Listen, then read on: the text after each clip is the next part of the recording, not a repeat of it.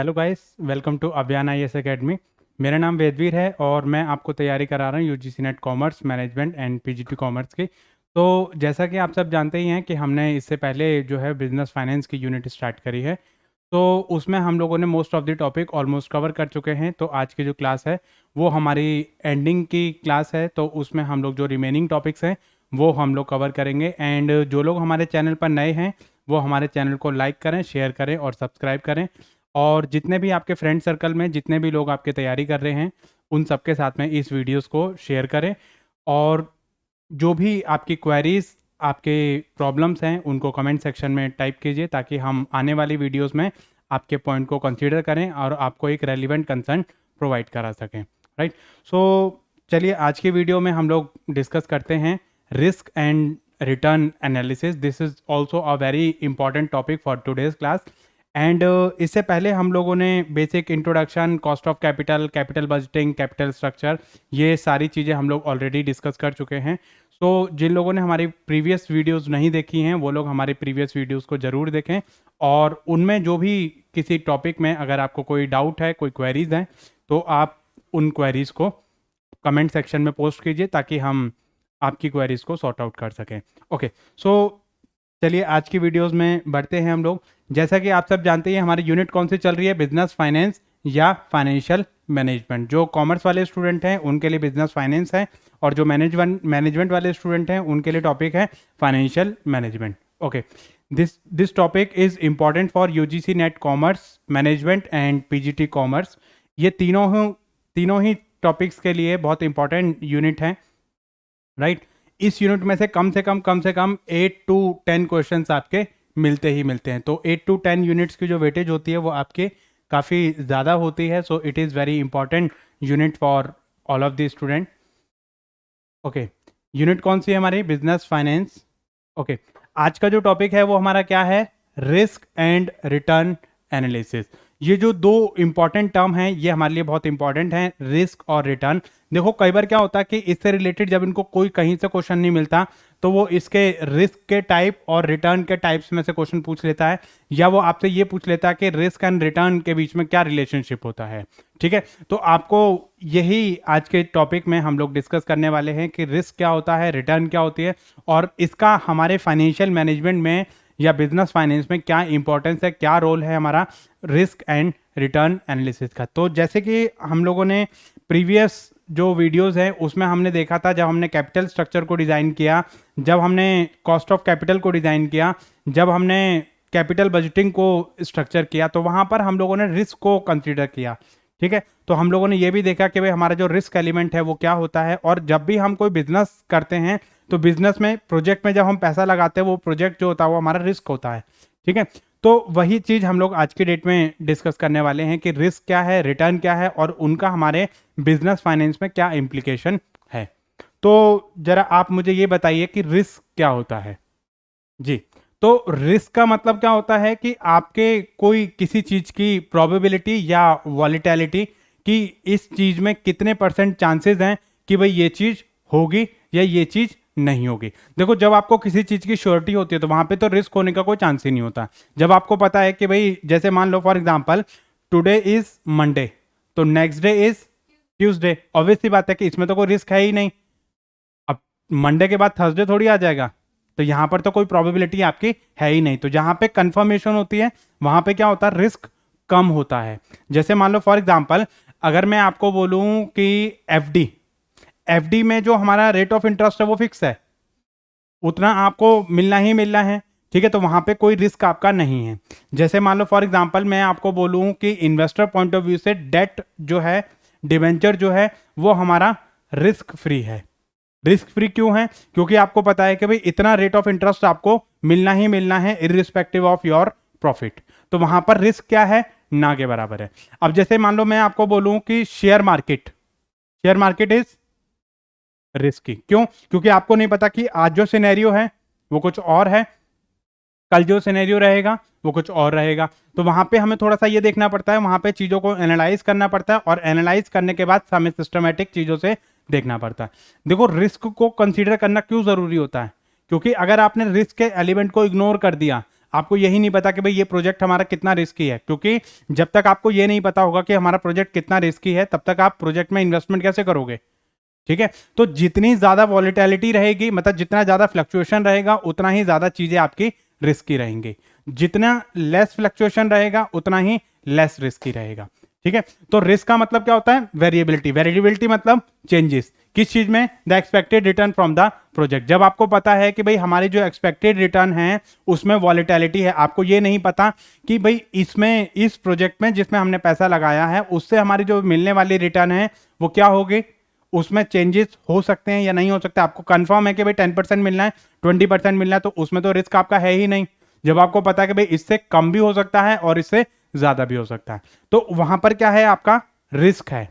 अब जैसे मान लो फॉर एग्जांपल कि आप अभी ये जो एग्जाम है, आपके एग्जाम की डेट आ गई है, ठीक है, एग्जाम की डेट आपने देख ली है, तो अभी आपने देखा कि भाई आपका जो एग्जाम है आपके कितना परसेंट चांसेस हैं कि भाई आप अपने जो गुड मार्क्स है वो सिक्योर करोगे। वहां पे वॉलेटिलिटी है किस चीज की, कि पेपर कैसा आता है और आपका माइंड कैसा चलता है, ये दो चीजें। अगर पेपर सही आया, माइंड नहीं चला, तब भी बेकार। अगर पेपर खराब आता है लेकिन आपका माइंड जो वो सही जगह पे गैस आपके सही लग गए, तो वेल एंड गुड। तो वहां पर आपका क्या है, प्रोबेबिलिटी है कि आपका पेपर अच्छा भी जा सकता है और बेकार भी जा सकता है। जब आप कंफर्म हो कि भैया मेरा तो 100% सिलेबस अच्छा है, प्रिपेयर्ड हूं, पेपर चाहे जैसे मर्जी आ जाए, तो वहां पर क्या है, आपका थोड़ा सा कम रिस्क है, because you are well prepared, confident. ठीक है, it is a degree of deviation from the expected return. मतलब जितना मैं एक्सपेक्ट कर रहा हूं, जैसे मान लो फॉर एग्जांपल मैंने एक्सपेक्ट किया 70, अब 70 से मेरा जो रिजल्ट है उसमें कितना कम आता है या कितना ज्यादा आता है, तो उसके जो चांसेस हैं डेविएशन करने के, उसको मैं क्या बोलूंगा, रिस्क बोलूंगा। ठीक है, मान लो मैंने किसी प्रोजेक्ट से पैसा ले लिया या किसी पर्सन से मैंने पैसा ले लिया, अब कितने परसेंट चांसेस हैं कि मैं उसको पे कर पाऊंगा या नहीं कर पाऊंगा। अगर मैंने पे कर दिया तो वेल एंड गुड, नहीं कर पाया तो मेरा रिस्क बढ़ गया। ठीक है, मान लो मैंने किसी पर्सन से पैसा लिया और पर्सन को मैं पे कर पाऊंगा या नहीं कर पाऊंगा, जब मुझे पता कि भाई मेरे पास सफिशिएंट रिटर्न है तो मैं आपको डेफिनेटली मैं आपको पे कर पाऊंगा, तो वहां तो रिस्क वाले कोई चांस ही नहीं है। जब मुझे लग रहा है कि भाई मुझे प्रोजेक्ट से रिटर्न आया, then only I will pay back to you, तो वहां पर क्या है, थोड़ा सा वेरिएबिलिटी के चांसेस हैं। ठीक है, risk is associated with the possibility of realise return, कि हमारा जो रियलाइज रिटर्न है वो कितना रहेगी, एक्सपेक्टेड रिटर्न हम कितना एक्सपेक्ट कर रहे हैं और हमारा रिटर्न जो वो कितना रहता है, इस चीज को हम क्या बोलेंगे, रिस्क बोलेंगे। तो हमें एक क्या करना पड़ता है, एक ऑप्टिमम मिक्स जो वो हमें चूज करना पड़ता है ताकि हम अपने रिस्क को मिनिमम कर सकें। हर फाइनेंस मैनेजर चाहता है कि भाई हम अपने जो रिस्क का एलिमेंट है उसको हम मिनिमाइज कर सकें, क्योंकि रिस्क को मैक्सिमाइज कोई नहीं करना चाहता है। ठीक है, तो यहां पर जो है वो हम ये चाहते हैं कि भाई हमारा जो रिस्क है वो मिनिमम टू मिनिमम हो और हमारे जो रिटर्न है वो मैक्सिमम टू मैक्सिमम रहे। ठीक है, क्योंकि अगर रिटर्न अगर हमें नहीं मिलेगा तो हमारा रिस्क लेने का क्या फायदा हुआ। ठीक है, तो रिस्क में आपका क्या हुआ कि डिग्री ऑफ अनसर्टेनिटी हुई और आपको जो है ये पता चला कि भाई आपका कितना परसेंट चांसेस ऐसे हैं कि आपका जो इन्वेस्टमेंट का डिसीजन है वो गलत हो सकता है, या आपने जो डिसीजन लिया है वो सही है या गलत है, कितने परसेंट आप कॉन्फिडेंस हो, कितना परसेंट आपकी वॉलेटिलिटी है। So that is called risk element. ठीक है, तो रिस्क का मतलब क्या हुआ, fluctuation, variation, variability in the expected return. जब आपको श्योरिटी है तो कोई रिस्क ही नहीं है आपका। जब आपको पता है कि भाई इस चीज में आपको इतने मार्क्स आपको मिलने ही मिलने, तो वहां पे तो रिस्क आपका है ही नहीं। अब आपको लग रहा है कि भाई अगर मेरे क्वेश्चन सही चले गए तो मुझे अच्छे मार्क्स मिलेंगे, अगर मेरे क्वेश्चन सही नहीं गए, जिन क्वेश्चन में खुद कॉन्फिडेंट नहीं हूँ, जो क्वेश्चन मेरे कॉन्फिडेंट है वो तो मेरे सही है, जिनमें मैंने तुक्का लगाया वो हो सकता है सही हो या गलत हो, दोनों परसेंट चांसेस है। अगर सही हो गए तो पास हो जाएंगे, गलत हो गए तो हम हो सकता है कि बाकी रेस्ट ऑफ द चीज़ों पर डिपेंड करेगा। ठीक है, तो ये कुछ जो चांसेस हमारे रहते हैं उसको हम क्या बोलते हैं, रिस्क बोलते हैं। तो हमें क्या करना पड़ता है, बीइंग अ फाइनेंस मैनेजर आपको एक ऑप्टिमम कैपिटल स्ट्रक्चर या ऑप्टिमम लेवल ऑफ सिक्योरिटीज आपको जो चूज करनी पड़ती हैं ताकि आप अपने रिस्क को मिनिमाइज कर सको। ठीक है, तो यहां पर क्या है, इन्वेस्टमेंट रिस्क और जो रिटर्न है उनके बीच में क्या है, एक बहुत फंडामेंटल प्रिंसिपल होता है। ठीक है, कि देखो बिना रिस्क के हमें रिटर्न नहीं मिलेगा, अगर हम रिस्क नहीं लेंगे तो हमें रिटर्न नहीं मिलेगा। तो ये बहुत बेसिक फंडामेंटल है आपका कि रिस्क और रिटर्न मतलब अगर हम किसी प्रोजेक्ट में पैसा इन्वेस्ट करें तो हम दो ही चीज देखेंगे, एक देखेंगे हम रिस्क, एक देखेंगे हम रिटर्न। अगर रिस्क है, रिटर्न नहीं है, तो हम प्रोजेक्ट में पैसा इन्वेस्ट नहीं करेंगे।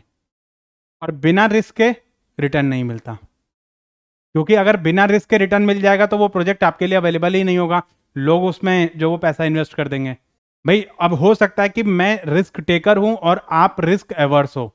रिस्क टेकर मतलब मुझे लग रहा है कि भाई मैं इसमें रिस्क ले सकता हूं, तो हो सकता है कि मुझे आपसे बेटर रिटर्न मिले। आप एक सेफ पॉइंट पे चलने वाले हो, आपको लगता है कि भाई नहीं भैया मैं रिस्क नहीं ले सकता, मैं तो अपने लेवल पे ही काम करूंगा, तो वहां पे क्या है कि आप जो हो रिस्क एवर्स हो, तो उसमें आप रिस्क को अवॉइड कर रहे हो, तो आपकी जो श्योरिटी लेवल है आपको उतना रिटर्न नहीं मिलेगा। ठीक है, तो यहां पर क्या है कि हमें जो वो एक हायर इन्वेस्टमेंट रिटर्न के लिए हमें रिस्क को एसर्टेन करना पड़ेगा। हमें देखना पड़ेगा कि भाई हम कितना रिस्क अपने प्रोजेक्ट से ले सकते हैं। अगर हम प्रोजेक्ट से रिस्क नहीं ले सकते तो हमारे लिए वो दिक्कत रहने वाली है। हमें थोड़ा सा सोचना पड़ेगा उसके बारे में कि अगर हमने रिस्क नहीं लिया या हमने रिस्क ले लिया तो हमें कितना रिटर्न मिलने वाला है। देखो चांसेस तो मतलब आपके होते हैं कि भाई आप में जो है वो कितना वॉलीटिलिटी आपकी रहेगी, आप जितना एक्सपेक्ट करके चल रहे हो क्या आपको उतना रिटर्न मिलेगा या नहीं मिलेगा, तो उसी के चांसेस जो होते हैं वो हमें यहाँ पर देखने हैं। देखो आप किसी प्रोजेक्ट में पैसा इन्वेस्ट करो तो ऑब्वियसली बात है आप रिस्क ले रहे हो। ठीक है, अगर आपने किसी प्रोजेक्ट में पैसा इन्वेस्ट किया और आपको ये पता है कि भाई आने वाले टाइम में क्या रहेगा या आने वाले टाइम में क्या चीज़ें हमारी रहेंगी, तो उसमें थोड़ा सा हमारा ये रहता है। ठीक है, तो रियलाइज रिटर्न जो है वो हम जैसा हमने एक्सपेक्ट किया था वो उससे हो सकता है उससे कहीं ज़्यादा हो या हो सकता है उससे हमारी कम हो। अब जैसा जो हम एक्सपेक्ट करके चल रहे हैं कि भाई हमारे इतने परसेंट मार्क्स आएंगे, अब हो सकता है कि हमारे जो मार्क्स है वो बियॉन्ड द एक्सपेक्टेशन आ जाए या हमारे मार्क्स बिलो द एक्सपेक्टेशन आए, तो वो दोनों परसेंट हमारे चांसेस रहते हैं। ठीक है, तो रिटर्न में कोई कंफर्मिटी नहीं होती है कि भाई हमें इतनी रिटर्न आपको मिलेगी ही मिलेगी, तो उसके हिसाब से हमें जो वेरिएशन और जो एक्सपेक्टेड जो चीज़ें हैं आपकी और जितना आपने एक्सपेक्ट किया है और जितना आपका एक्चुअल रहेगा उसमें आपके वेरिएशन रहेंगे। वो जो वेरिएशन रहेंगे वही चीज़ हमें एस्टिमेट करनी है, वही चीज़ें हमें देखनी है। ठीक है, अब जैसे मान लो फॉर एग्जांपल कि कुछ चीज़ें इसमें ऐसी होती हैं कि जो आपने सोचा नहीं था बट हो गया, कुछ चीज़ें ऐसी हैं जो आप अवॉइड कर सकते हो। ठीक है, तो वही चीज़ मतलब हम यहाँ पर देखेंगे, लेकिन रिस्क रिस्क होता है। ठीक है, अब जैसे मान लो मैं आपको एक छोटा सा एग्जांपल देता हूँ, आपके एडमिट कार्ड आ गए। ठीक है, आज नहीं तो कल आपके एडमिट कार्ड आ ही जाएंगे। ठीक है, आज नहीं आएंगे 2 दिन बाद आएंगे, 3 दिन बाद आ जाएंगे।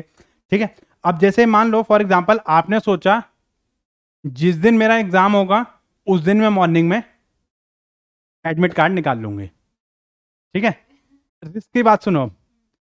अब आपने क्या करा, आपने सोचा कि भाई मैं जिस दिन, अभी हो सकता है कि मेरा एडमिट कार्ड खो गया और प्रिंट आउट नहीं निकलवा पाई, तो मैं क्या करूं, क्या जल्दी है, जिस दिन मेरा एग्जाम होगा उस दिन मैं प्रिंट आउट जो वो निकाल लूंगी।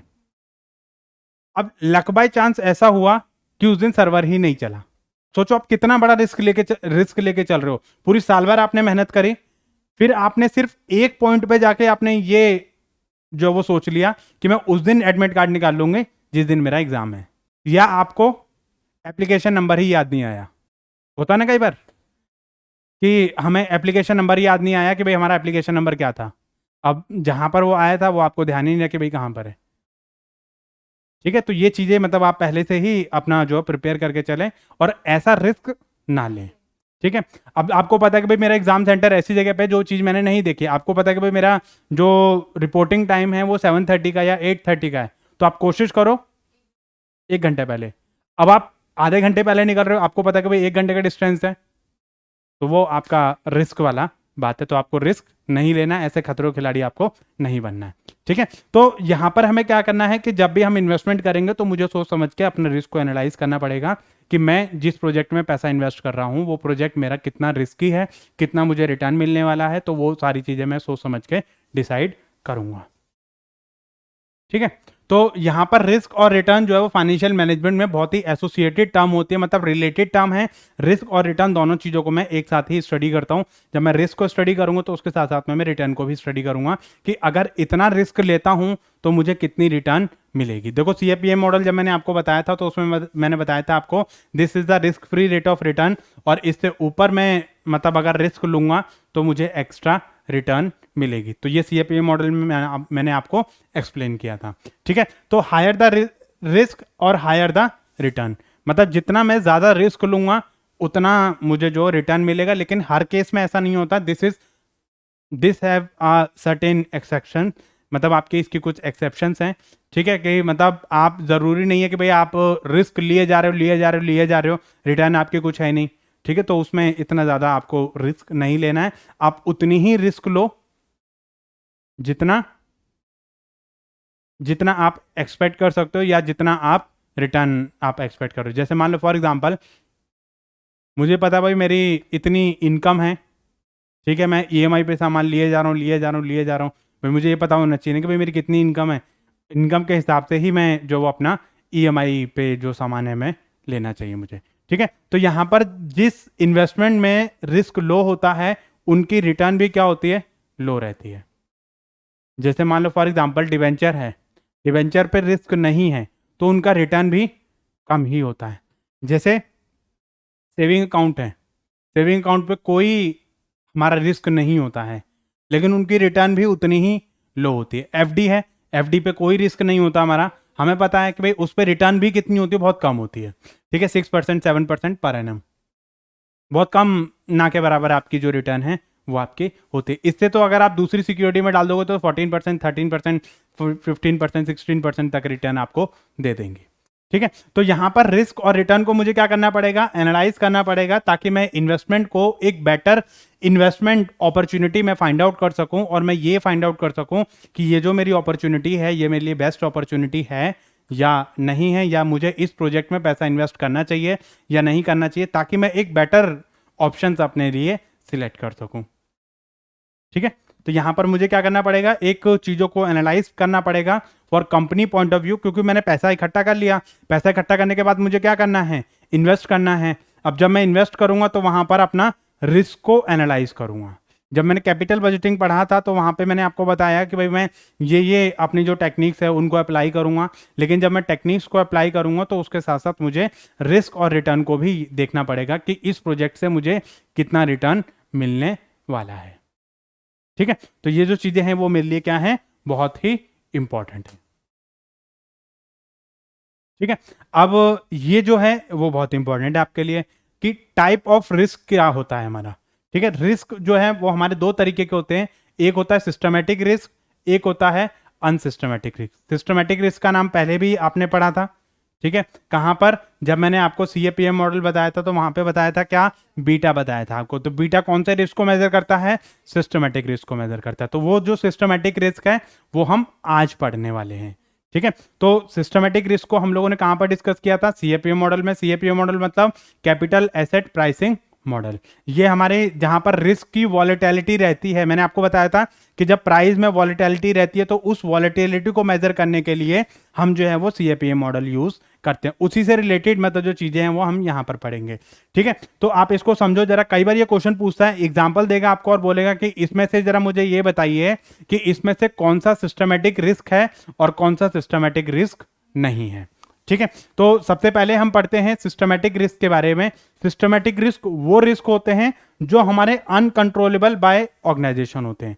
अनकंट्रोलेबल बाय ऑर्गेनाइजेशन का मतलब यह है कि इस पे ऑर्गेनाइजेशन का कोई कंट्रोल नहीं होता है। मान लो मार्केट में इन्फ्लेशन आया, आपकी क्या गलती, मार्केट में डिमोनेटाइजेशन आया, आपकी क्या गलती, पॉलिसी चेंज हो गई, आपकी क्या गलती, मतलब उसको चाह के भी आप कंट्रोल नहीं कर सकते। पेपर टफ आया, आपकी क्या गलती। ठीक है, तो ये क्या है, ये वो रिस्क है जो हमारे कंट्रोल में नहीं है, और ये मैक्रो इन नेचर है। आप अकेले स्टूडेंट नहीं हो जो इस प्रॉब्लम से झेल रहे हो, ये तो सबकी प्रॉब्लम है, बड़े लेवल की प्रॉब्लम है, मैक्रो लेवल की प्रॉब्लम है। इसको आप चाह के कंट्रोल नहीं कर सकते। कोरोना आया, आपकी कोई गलती नहीं थी, हमारी भी कोई गलती नहीं थी, ये आपका मैक्रो इन नेचर है, इसको आप चाह के भी कंट्रोल नहीं कर सकते। This is uncontrollable. Interest rate change हो गया, वेजेस चेंज हो गए, अब आपने जैसे NTA ने बोल दिया कि भाई आपका जो पेपर अब तक ऑफलाइन होता था अब वो आपका ऑनलाइन होगा, इसमें आपकी क्या गलती, इसमें कोई गलती नहीं है, ये आपके लिए थोड़ी हो रहा है, ये तो सबके लिए हो रहा है, इसको आप चाह के भी चेंज नहीं कर सकते। तो जो रिस्क हम डाइवर्सिफाई नहीं कर सकते, जिसको हम अवॉइड नहीं कर सकते, वो रिस्क कौन से होते हैं? सिस्टमेटिक रिस्क होते हैं। उस रिस्क को हम क्या बोलते हैं? Systematic risk. इनको नापने के लिए हमने क्या बनाया? बीटा बनाया। ठीक है। वहीं पर कुछ रिस्क हमारे ऐसे होते हैं जो हमारे अनसिस्टमेटिक होते हैं। अनसिस्टमेटिक मतलब कि जो हमारे कंट्रोल के अंदर रहते हैं, जो ऑर्गेनाइजेशन के अंदर रहते हैं, जिनको हम कंट्रोल कर सकते हैं। हमारी इलेक्ट्रिसिटी कट आउट हो गई तो आप उसकी जगह ऑल्टरनेट सोर्स यूज कर सकते थे। हमारा प्रोडक्शन रुक गया, उसकी जगह आप दूसरी चीजें यूज कर सकते थे। भाई प्रोडक्शन क्यों रुका? लेबर हमारी चली गई, उसको आप टाइम पे सैलरी देते या टाइम पे वो चीजें जो उनको रिक्वायरमेंट थी वो चीजें प्रोवाइड करते। रॉ मटेरियल नहीं आया, आप ऑल्टरनेट सोर्स यूज करते। मैनेजमेंट ने गलत डिसीजन ले लिया, आप परफेक्शनल पर्सन को रखते। ठीक है। तो यहां पर क्या है कि हमारी ये जो चीजें हैं, it is controllable by the organisation, it is micro in nature. Micro in nature का मतलब क्या है? ये आपकी समस्या है, ये आपके लेवल तक की समस्या है। आप कॉपी नहीं लाए, भाई आप ऑल्टरनेट जो चीजें हैं वो रख सकते थे। ठीक है। आपने एडमिट कार्ड डाउनलोड नहीं करा तो वो आपकी गलती है, वो आप कर सकते थे। ये सब पूरे सारे स्टूडेंट की प्रॉब्लम नहीं है, it is your individual problem. Admit card download नहीं हो रहे because of the server problem, तो वो सिस्टमेटिक रिस्क है। वो आपके अकेले के लिए नहीं है, वो आपकी जो है वो सबकी प्रॉब्लम है। तो जो माइक्रो इन नेचर रहेगी, विद इन द ऑर्गेनाइजेशन रहेगी, वो क्या है? अनसिस्टमेटिक है। ठीक है। इसको हम चाह के डाइवर्सिफाई कर सकते हैं। We can find the alternate solution for that. ठीक है। तो यहां पर ये आपके कंट्रोलेबल होते हैं, इन चीजों को आप कंट्रोल कर सकते हैं। ठीक है। दोनों में डिफरेंस समझ आया आपको? सिस्टमेटिक रिस्क क्या होता है, अनसिस्टमेटिक रिस्क क्या होता है? सिस्टमेटिक जो है आपका मैक्रो इन नेचर होता है, और आपका जो ये जो रिस्क होते हैं वो आपके क्या होते हैं? इसको हम डाइवर्सिफाई नहीं कर सकते, और ये controllable uncontrollable by the organisation होते हैं, इसको हम कंट्रोल नहीं कर सकते। This is the beyond the control of the organisation. ठीक है। ये चीज समझ आई? इसको कैलकुलेट करने के लिए हम क्या यूज करेंगे? बीटा यूज करते हैं। ठीक है। और ये अनसिस्टमेटिक रिस्क क्या होते हैं? विद इन द ऑर्गेनाइजेशन होते हैं, कंट्रोलेबल होते हैं, और आप चाह के इसको जो कंट्रोल कर सकते हो। ऑर्गेनाइजेशन चाहे तो इसको मिनिमाइज कर सकती है, इनको हम मिनिमाइज नहीं कर सकते। ठीक है। तो ये चीजें हमारी इसमें आ जाती हैं। सिस्टमेटिक रिस्क क्या होते हैं? ड्यू टू इन्फ्लुएंस द ऐसे फैक्टर जो एक्सटर्नल फैक्टर की वजह से होते हैं, वो क्या होते हैं? Systematic risk. अब जैसे मान लो आपको स्टेटमेंट दे दी, systematic risk is occur due to internal factor of the organisation, whereas unsystematic risk occur due to external factor of the organisation. तो ये स्टेटमेंट क्या है आपकी? गलत है। अब मान लो ऐसी स्टेटमेंट दे दी, और दूसरी स्टेटमेंट एक आपको कोई और दे दी कि this type of this and this risk include the systematic risk. तो आपको ऐसी जो स्टेटमेंट है वो थोड़ा सा मान लो एक वर्ड की वजह से उसने क्या कर दिया? पूरी स्टेटमेंट गलत कर दी। तो वही जो गलतियां हैं वो हमें इनकी छांटनी है। देखो, आप ऐसा मत समझना कि इसने जो स्टेटमेंट दी है वो सही होगी, वो आपकी जो नॉलेज है वो चेक करना चाहते हैं। ठीक है। तो आपको अपनी जो बेस्ट टू बेस्ट नॉलेज है उसको यूज करना है, और आपको आइडेंटिफाई करना है कि भैया आप यहां पर गलत हैं, इसका मतलब ये नहीं होता है। ठीक है। तो वो चीज हमें यहां पर देखनी है। तो ये क्या है? ये ऐसे फैक्टर जो हमारे नॉर्मली अनकंट्रोलेबल होते हैं, मैक्रो इन ऑर्गेनाइजेशन होते हैं, और आपकी जो ऐसी चीजें जिसको आप प्लान नहीं कर सकते, या जो चीजें ऑल ऑफ ए सडन होती हैं, जिन चीजों के लिए आपने पहले से ही प्लानिंग नहीं करी है, तो ऐसी प्लानिंग को हम क्या बोलते हैं? Systematic risk. ठीक है। तो ये कौन कौन से होते हैं? ये होते हैं हमारे 3 तरीके के। ठीक है। Interest rate risk, market risk, और आपका परचेजिंग पावर और इन्फ्लेशन रिस्क। मार्केट में इन्फ्लेशन आया तो उसकी वजह से जो रिस्क हुआ वो इन्फ्लेशनरी रिस्क। मार्केट रिस्क, आपका जो मार्केट में कोई चीज चेंज हुई तो उसकी वजह से जो रिस्क आया आपका मार्केट रिस्क आ गया। मार्केट में आपकी जो डिमांड चेंज हो गई या कोई और चीज चेंज हो गई तो वो आपका मार्केट रिस्क हो गया। इंटरेस्ट रेट रिस्क मतलब इंटरेस्ट रेट चेंज हो गया तो वो आपका इंटरेस्ट रेट रिस्क हो जाएगा। ठीक है। अब जैसे इंटरेस्ट रेट रिस्क का मतलब क्या होता है कि ड्यू टू इंटरेस्ट रेट में जो वेरिएबिलिटी आएगी टाइम टू टाइम, जैसे अभी इंटरेस्ट रेट मान लो जो मॉनेटरी पॉलिसी है, फिजिकल पॉलिसी है, ऊपर से जो आरबीआई ने जो रेट ऑफ इंटरेस्ट है वो अपना कम कर दिया या ज़्यादा कर दिया, तो उसकी वजह से हमारा जो लोन है वो सस्ते हो गए, महंगे हो गए, या जो बाकी जो रेट ऑफ इंटरेस्ट है वो हमारे महंगे हो गए। तो इसमें ये जो चीज़ें हैं इसमें आपकी कोई गलती नहीं है, इसमें ये जो चीज़ें हैं वो आपकी होती रहती हैं। जैसे इसमें हमारी 2 चीज़ें आती हैं, एक होता प्राइस रिस्क, एक होता री इन्वेस्टमेंट रिस्क। प्राइस रिस्क का मतलब क्या है कि जिसपे हमारा जो है आगे आने वाले टाइम में हमारा जो रेट ऑफ इंटरेस्ट जो है वो हमें मिलेगा, उसको बोलते हैं प्राइस रिस्क। जैसे अभी कितने पे मिल रहा है, फ्यूचर में कितने पे मिलेगा, वो चीज़ हमारी इसमें रहती है। री इन्वेस्टमेंट रेट रिस्क का मतलब ये होता है कि अगर हम इसको री इन्वेस्टमेंट करते हैं, जैसे मान लो अभी मुझे रिटर्न मिला, अगर मैं इसको री इन्वेस्ट करता हूं तो मुझे कितना रिटर्न और मिलेगा, तो वहां पे भी मेरा रिस्क हो सकता है कि पहले कम मिलता था अब ज़्यादा मिलता है, पहले ज़्यादा मिलता था अब कम मिलता है, तो उसमें जो वेरिएबिलिटी रहेगी वो हमारी इसमें आती है। मान लो अभी मुझे इस प्रोजेक्ट से इतना रिटर्न मिल रहा है, अगर मैं इसको दूसरे प्रोजेक्ट में पैसा लगाऊंगा तो वहां से मुझे कितना रिटर्न मिलेगा, सेम रिटर्न मिलेगा, ज़्यादा मिलेगा या कम मिलेगा, तो इसमें जो फ्लक्चुएशंस आपके आते हैं उसको मैं बोलूँगा interest rate risk.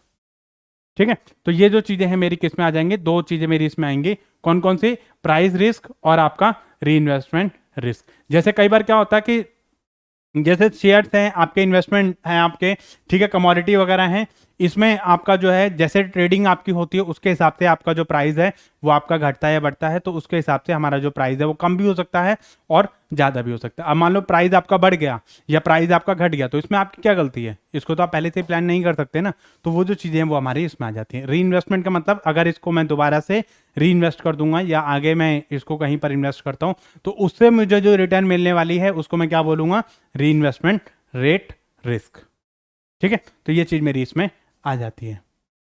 Okay, next है मेरा मार्केट रिस्क। मार्केट रिस्क का मतलब क्या है कि अगर कोई कमोडिटी के शेयर प्राइस कम होते हैं या जो ट्रेंड मेरा चल रहा है, ट्रेंड मेरा बढ़ रहा है या ट्रेंड मेरा घट रहा है, तो उसमें से मार्केट में क्या चेंजेस हुआ उसकी वजह से जो मेरा रिस्क आपका ट्रेंडिंग, जो ट्रेडिंग प्राइस मेरा बढ़ गया या ट्रेडिंग प्राइस मेरा घट गया, तो उसके वजह से मेरा जो है वो मार्केट रिस्क आ जाएगा। अब जैसे मार्केट में डाउनफॉल आ गया जिसकी वजह से लोगों ने शेयर बेचने शुरू कर दिए, या मार्केट में कोई और चेंजेस आ गए जिसकी वजह से लोगों ने शेयर खरीदने शुरू कर दिए, तो ये आपका ट्रेंड है, ये आप कभी भी जो वो अंदाजा नहीं लगा सकते हो कि आने वाले टाइम में क्या चीजें होने वाली हैं या किस तरीके से हमारे चेंजेस आने वाले हैं। तो वो जो चेंजेस आपके हुए उसको मैं क्या बोलूंगा, मार्केट रिस्क। ठीक है, परचेजिंग पावर रिस्क और inflation risk. Purchasing power risk इसका मतलब क्या होता है, इन्फ्लेशन बढ़ा आपका, इन्फ्लेशन बढ़ने से आपका क्या हुआ, आपकी परचेजिंग पावर कम हो गई।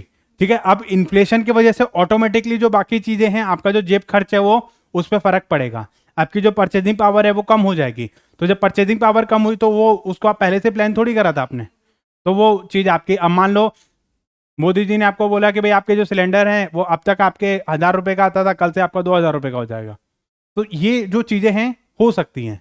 इन्फ्लेशन हो गया मार्केट में, अब ये थोड़ी है कि भाई 1,000 रुपए का नोट आपका 2,000 रुपए का हो जाएगा, तो उसमें आपका जो इन्फ्लेशन है, इन्फ्लेशन होने की वजह से आपकी जो परचेजिंग पावर है वो कम हो जाएगी।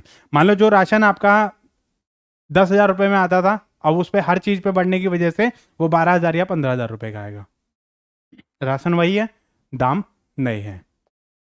ठीक है, मान लो जीएसटी बढ़ गया आपका, इन्फ्लेशन बढ़ गया, तो उसके वजह से आपका जो मार्केट है उसमें चेंजेस, जो प्रोडक्ट है उसमें चेंजेस आपका आएगा। जब प्रोडक्ट में चेंजेस आएगा तो उसके वजह से आपको जो इन्फ्लेशन है, इन्फ्लेशन बढ़ेगा, जब इन्फ्लेशन बढ़ेगा तो इन्फ्लेशन बढ़ने की वजह से आपका जो मार्केट है उसमें चीज़ें इसमें आ जाएंगी।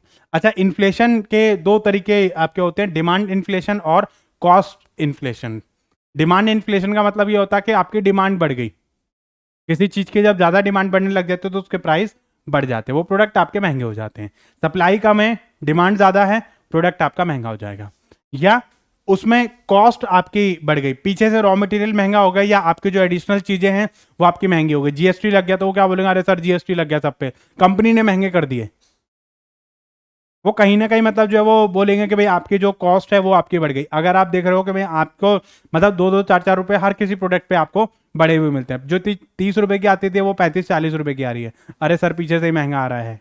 ठीक है, तो वहां पर जब आपकी कॉस्ट पीछे से रॉ मटेरियल वगैरह ये सब चीजें महंगी हो जाएंगे तो उसकी जो कॉस्ट है वो ऑटोमेटिकली आपकी बढ़ जाएगी। उसका बर्डन किस पे पड़ेगा, आपकी पॉकेट पे पड़ेगा। तो वो सब क्या है, हमारा परचेजिंग पावर रिस्क, या उसको हम इन्फ्लेशनरी रिस्क भी बोल देते हैं। ठीक है, उसके बाद आते हैं हमारे अनसिस्टमेटिक रिस्क। अनसिस्टमेटिक रिस्क का मतलब क्या हुआ, ये वो रिस्क हो गए जो आपके इंटरनल फैक्टर की वजह से होते हैं, और अगर ये माइक्रो इन नेचर होते हैं, अगर ऑर्गेनाइजेशन इनको चाहे तो इनको कंट्रोल कर सकती है। ठीक है, तो वो जो चीजें हैं जो आप पहले, इट कैन बी प्लान। अच्छा, कई बार ये क्वेश्चन पूछा जाता है कि dash is the risk that can not be planned और मैक्रो इन नेचर, तो आपको ऑप्शन देगा, आपको systematic risk, unsystematic risk, financial risk, non financial risk, तो उसमें आपको थोड़ा सा आइडेंटिफाई करना है। ठीक है, तो आपको ये चीज़ जो ध्यान रखनी है कि जो सिस्टमेटिक रिस्क जो होते हैं वो मैक्रो इन नेचर होते हैं और अनप्लान्ड होते हैं, मतलब आप उसको पहले से ही प्लान नहीं कर सकते हो, और वो एक्सटर्नल फैक्टर की वजह से होते हैं। ठीक है, और जो अनसिस्टमेटिक होते हैं वो इंटरनल फैक्टर की वजह से होते हैं, और इसमें हमें जो वो थोड़ा सा क्या करना पड़ता है, उसमें से प्लान कर सकते हैं उनको। आप जो चीज़ें अगर आप चेंज करना चाहो इंटरनल फैक्टर्स की वजह से होते हैं, और ये आपकी कंट्रोलेबल होती है, माइक्रो इन नेचर होते हैं। ठीक है, तो ये आप अगर इसको रिड्यूस करना चाहो तो इसको हम जो वो रिड्यूस कर सकते हैं। अब जैसे मान लो आपकी मैनेजमेंट ने गलत डिसीजन लिया तो आप उसको चेंज कर सकते थे। ठीक है, आपका पावर कट आउट हो गया, या आपने कहीं पर कोई लोन है वो टाइम पे पेमेंट नहीं करी, उसका आपको इंटरेस्ट भरना पड़ा, तो ये चीज़ तो आप अवॉइड कर सकते थे ना। ठीक है, आपने लास्ट डे पे फॉर्म सबमिट किया, अपना फॉर्म सबमिट हुआ नहीं तो उसकी वजह से आपको पेनल्टी लग गई, तो ये चीज़ें तो आप कम कर सकते थे ना। जैसे रिटर्न आपने टाइम पे नहीं भरी तो उसकी वजह से आपको पेनल्टी लग गई, तो इस चीज़ को तो आप अवॉइड कर सकते थे। ठीक है, आपने गलत अकाउंट रिप्रेजेंट करे जिसकी वजह से फाइन पेनल्टी लग गई। ठीक है, इसमें आपके 3 तरीके के रिस्क आते हैं, बिजनेस और लिक्विडिटी रिस्क, फाइनेंशियल और क्रेडिट रिस्क, और आपका ऑपरेशनल रिस्क। कई बार आपको मैचिंग करने के लिए भी दे देता है। सिस्टमेटिक रिस्क, जैसे मान लो कोई एक पॉइंट दे दिया आपको। ठीक है, अब जैसे मैंने आपको मार्केट रिस्क बताया, प्राइस रिस्क बताया, और आपको जो है इंटरेस्ट रिस्क और इन्फ्लेशन रिस्क बताया मैंने आपको, ये 3 बताए। इसमें से कोई एक पॉइंट दे देगा और आपको बोल देगा मैचिंग करो। जैसे एक पॉइंट इसका दे दिया, इसमें से मान लो आपको क्रेडिट रिस्क दे दिया, और एक तरफ आपका दिया हुआ अनसिस्टमेटिक रिस्क, और ऐसे ही मान लो कोई और आइटम आपको दिया हुआ, जैसे ईओक्यू दे दिया, और एक तरफ आपको दे दिया इन्वेंट्री कंट्रोल। ठीक है, और या फिर आपको एक तरफ दे दिया एमएम मॉडल और एक तरफ दे दिया आपका डिविडेंड, और बोल दिया आपको इसमें से मैचिंग करो, तो आपको आइडेंटिफाई करना कौन सा एलिमेंट किसका है। तो ऐसे भी कई बार आपको जो वो उठा के दे देता है मैचिंग आपको। ठीक है, तो अनसिस्टमेटिक रिस्क हमारे 3 तरीके के होते हैं। कौन कौन से? एक तो हमारा बिजनेस रिस्क, उसको हम लिक्विडिटी रिस्क भी बोल देते हैं। दूसरा फाइनेंशियल रिस्क, या इसको हम क्रेडिट रिस्क बोल देते हैं। और हमारा ऑपरेशनल रिस्क। ठीक है, अब ये कौन कौन से होते हैं इसके बारे में देखते हैं।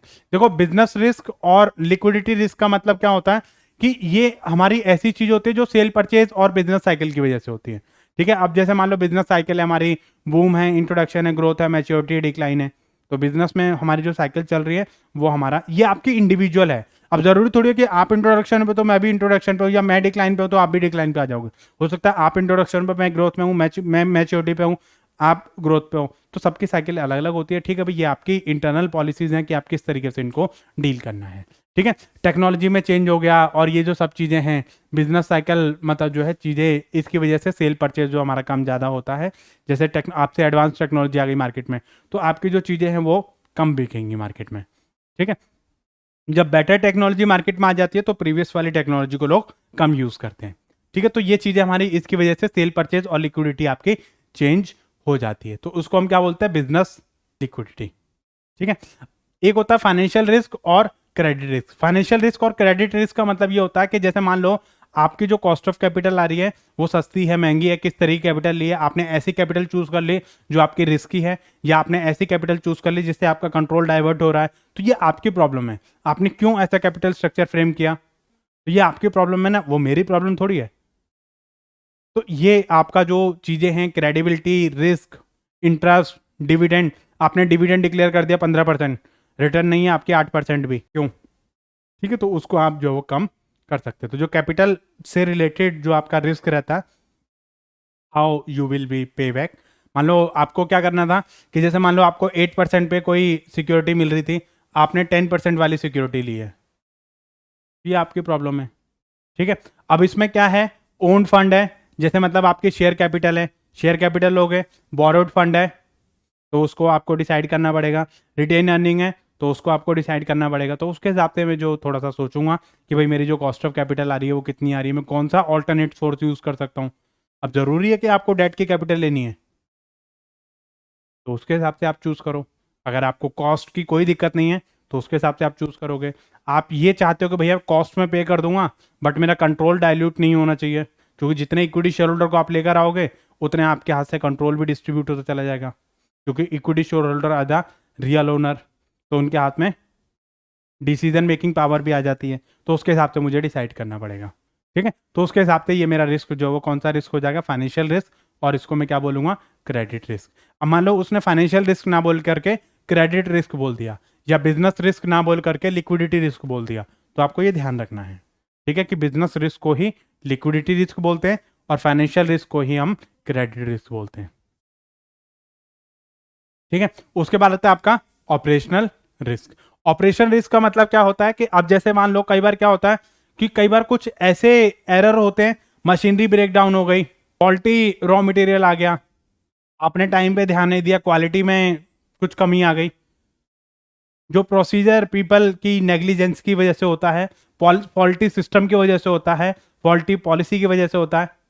ऑर्गेनाइजेशन ने बोला कि भाई आपकी रोटेशनल शिफ्ट रहेगी, अभी मेरी आज शिफ्ट कुछ और है, कल शिफ्ट को और है, मुझे यही नहीं पता कि भाई मेरी शिफ्ट क्या है, रोज के रोज मुझे मैसेज आता है, एक दिन मैसेज नहीं आया।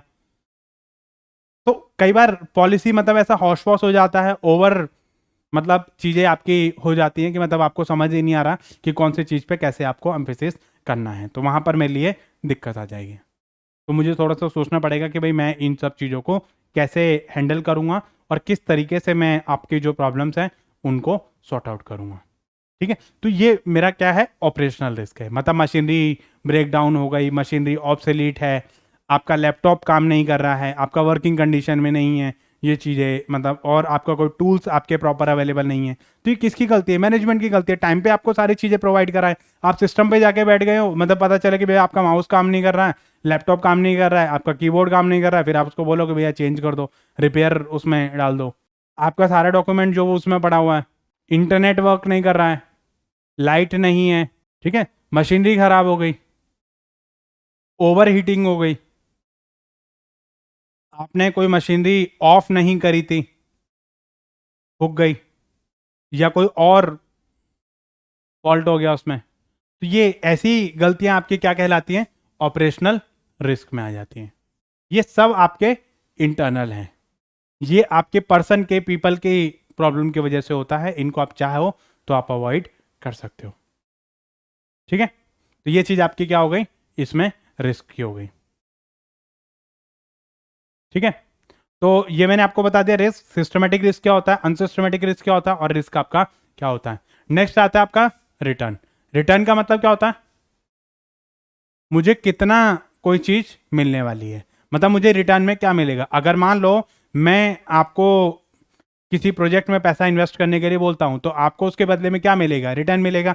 आप मेरी कंपनी में पैसा इन्वेस्ट करो तो उसके बदले में मैं आपको क्या दूंगा, रिटर्न दूंगा। मान लो आपने मुझे पैसा दिया, मैंने किसी प्रोजेक्ट में पैसा लगाया, वहां से मुझे रिटर्न आई, मैंने आपको प्रोवाइड करी।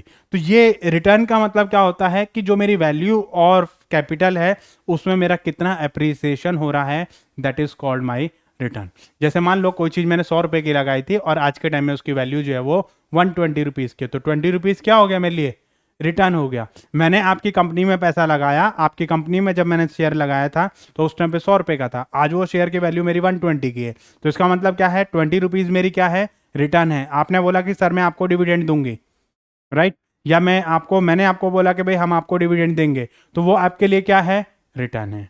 तो वही जो चीज़ मुझे समथिंग इन रिटर्न मिलेगी, या प्राइस ऑफ द एसेट, मेरा प्राइस बढ़ गया या घट गया तो वो मेरे लिए क्या हो जाएगा, रिटर्न हो जाएगा। ठीक है, तो कमोडिटी से मुझे कोई, जैसे मान लो मैंने कोई एसेट परचेज करी, एसेट की वैल्यू मेरी इंक्रीज हो गई, उसको मैंने बेचा, मुझे जो प्रॉफिट हुआ वो मेरा क्या है, रिटर्न है। मैंने किसी प्रोजेक्ट में पैसा लगाया, उस प्रोजेक्ट से मुझे कोई रिटर्न मिली, तो वो मेरी क्या है, रिटर्न है। या मुझे जो एडिशनल बेनिफिट मुझे मिला वो मेरा क्या है, रिटर्न है। ठीक है, तो जो मुझे ईल्ड मिल रही है, जो मुझे इनकम वहां से मिल रही है, that is called return. Return मतलब पे बैक, मुझे बदले में उसका क्या मिल रहा है। मैंने किसी प्रोजेक्ट में पैसा लगाया, बदले में मुझे क्या मिला, जो भी मुझे इनकम मिली, जो भी मुझे ईल्ड मिली, दैट इज माई रिटर्न।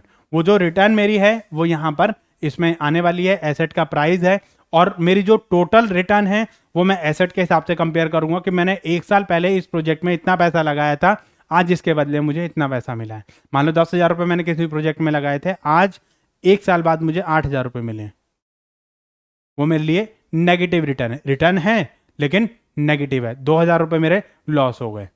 ठीक है, अब मान लो मैंने 10,000 रुपये लगाए थे, आज के टाइम में मुझे 15,000 रुपये मिले हैं, तो वो मेरे लिए 5,000 मेरे लिए क्या है, रिटर्न है। अब मैं कितना, इसमें भी आपका क्या होता है, एक्सपेक्टेड और कितना एक्चुअल है। मान लो मैंने एक्सपेक्ट किया था कि भाई मेरे को रिटर्न मिलेगी 120, एक्चुअल में मुझे मिली 100, या मैंने एक्सपेक्ट किया था 100 मिलेगी, एक्चुअल में मिली मुझे 120। तो वो मेरा डिपेंड करता है कि भाई मैं कितनी एक्सपेक्टेड है और कितना मेरा एक्चुअल है। ठीक है, तो ये चीज़ें मेरी इसमें आती हैं। तो कहने का मतलब क्या है कि किसी भी प्रोजेक्ट से मेरी जो यील्ड है, मेरी जो इन्वेस्टमेंट से जो यील्ड है, वो मेरा क्या है, रिटर्न है। तो वो जो रिटर्न है मेरी इसमें आ जाती है। ठीक है, तो यहां पर आता है हमारा risk and return trade off. Trade off का मतलब क्या होता है, balance.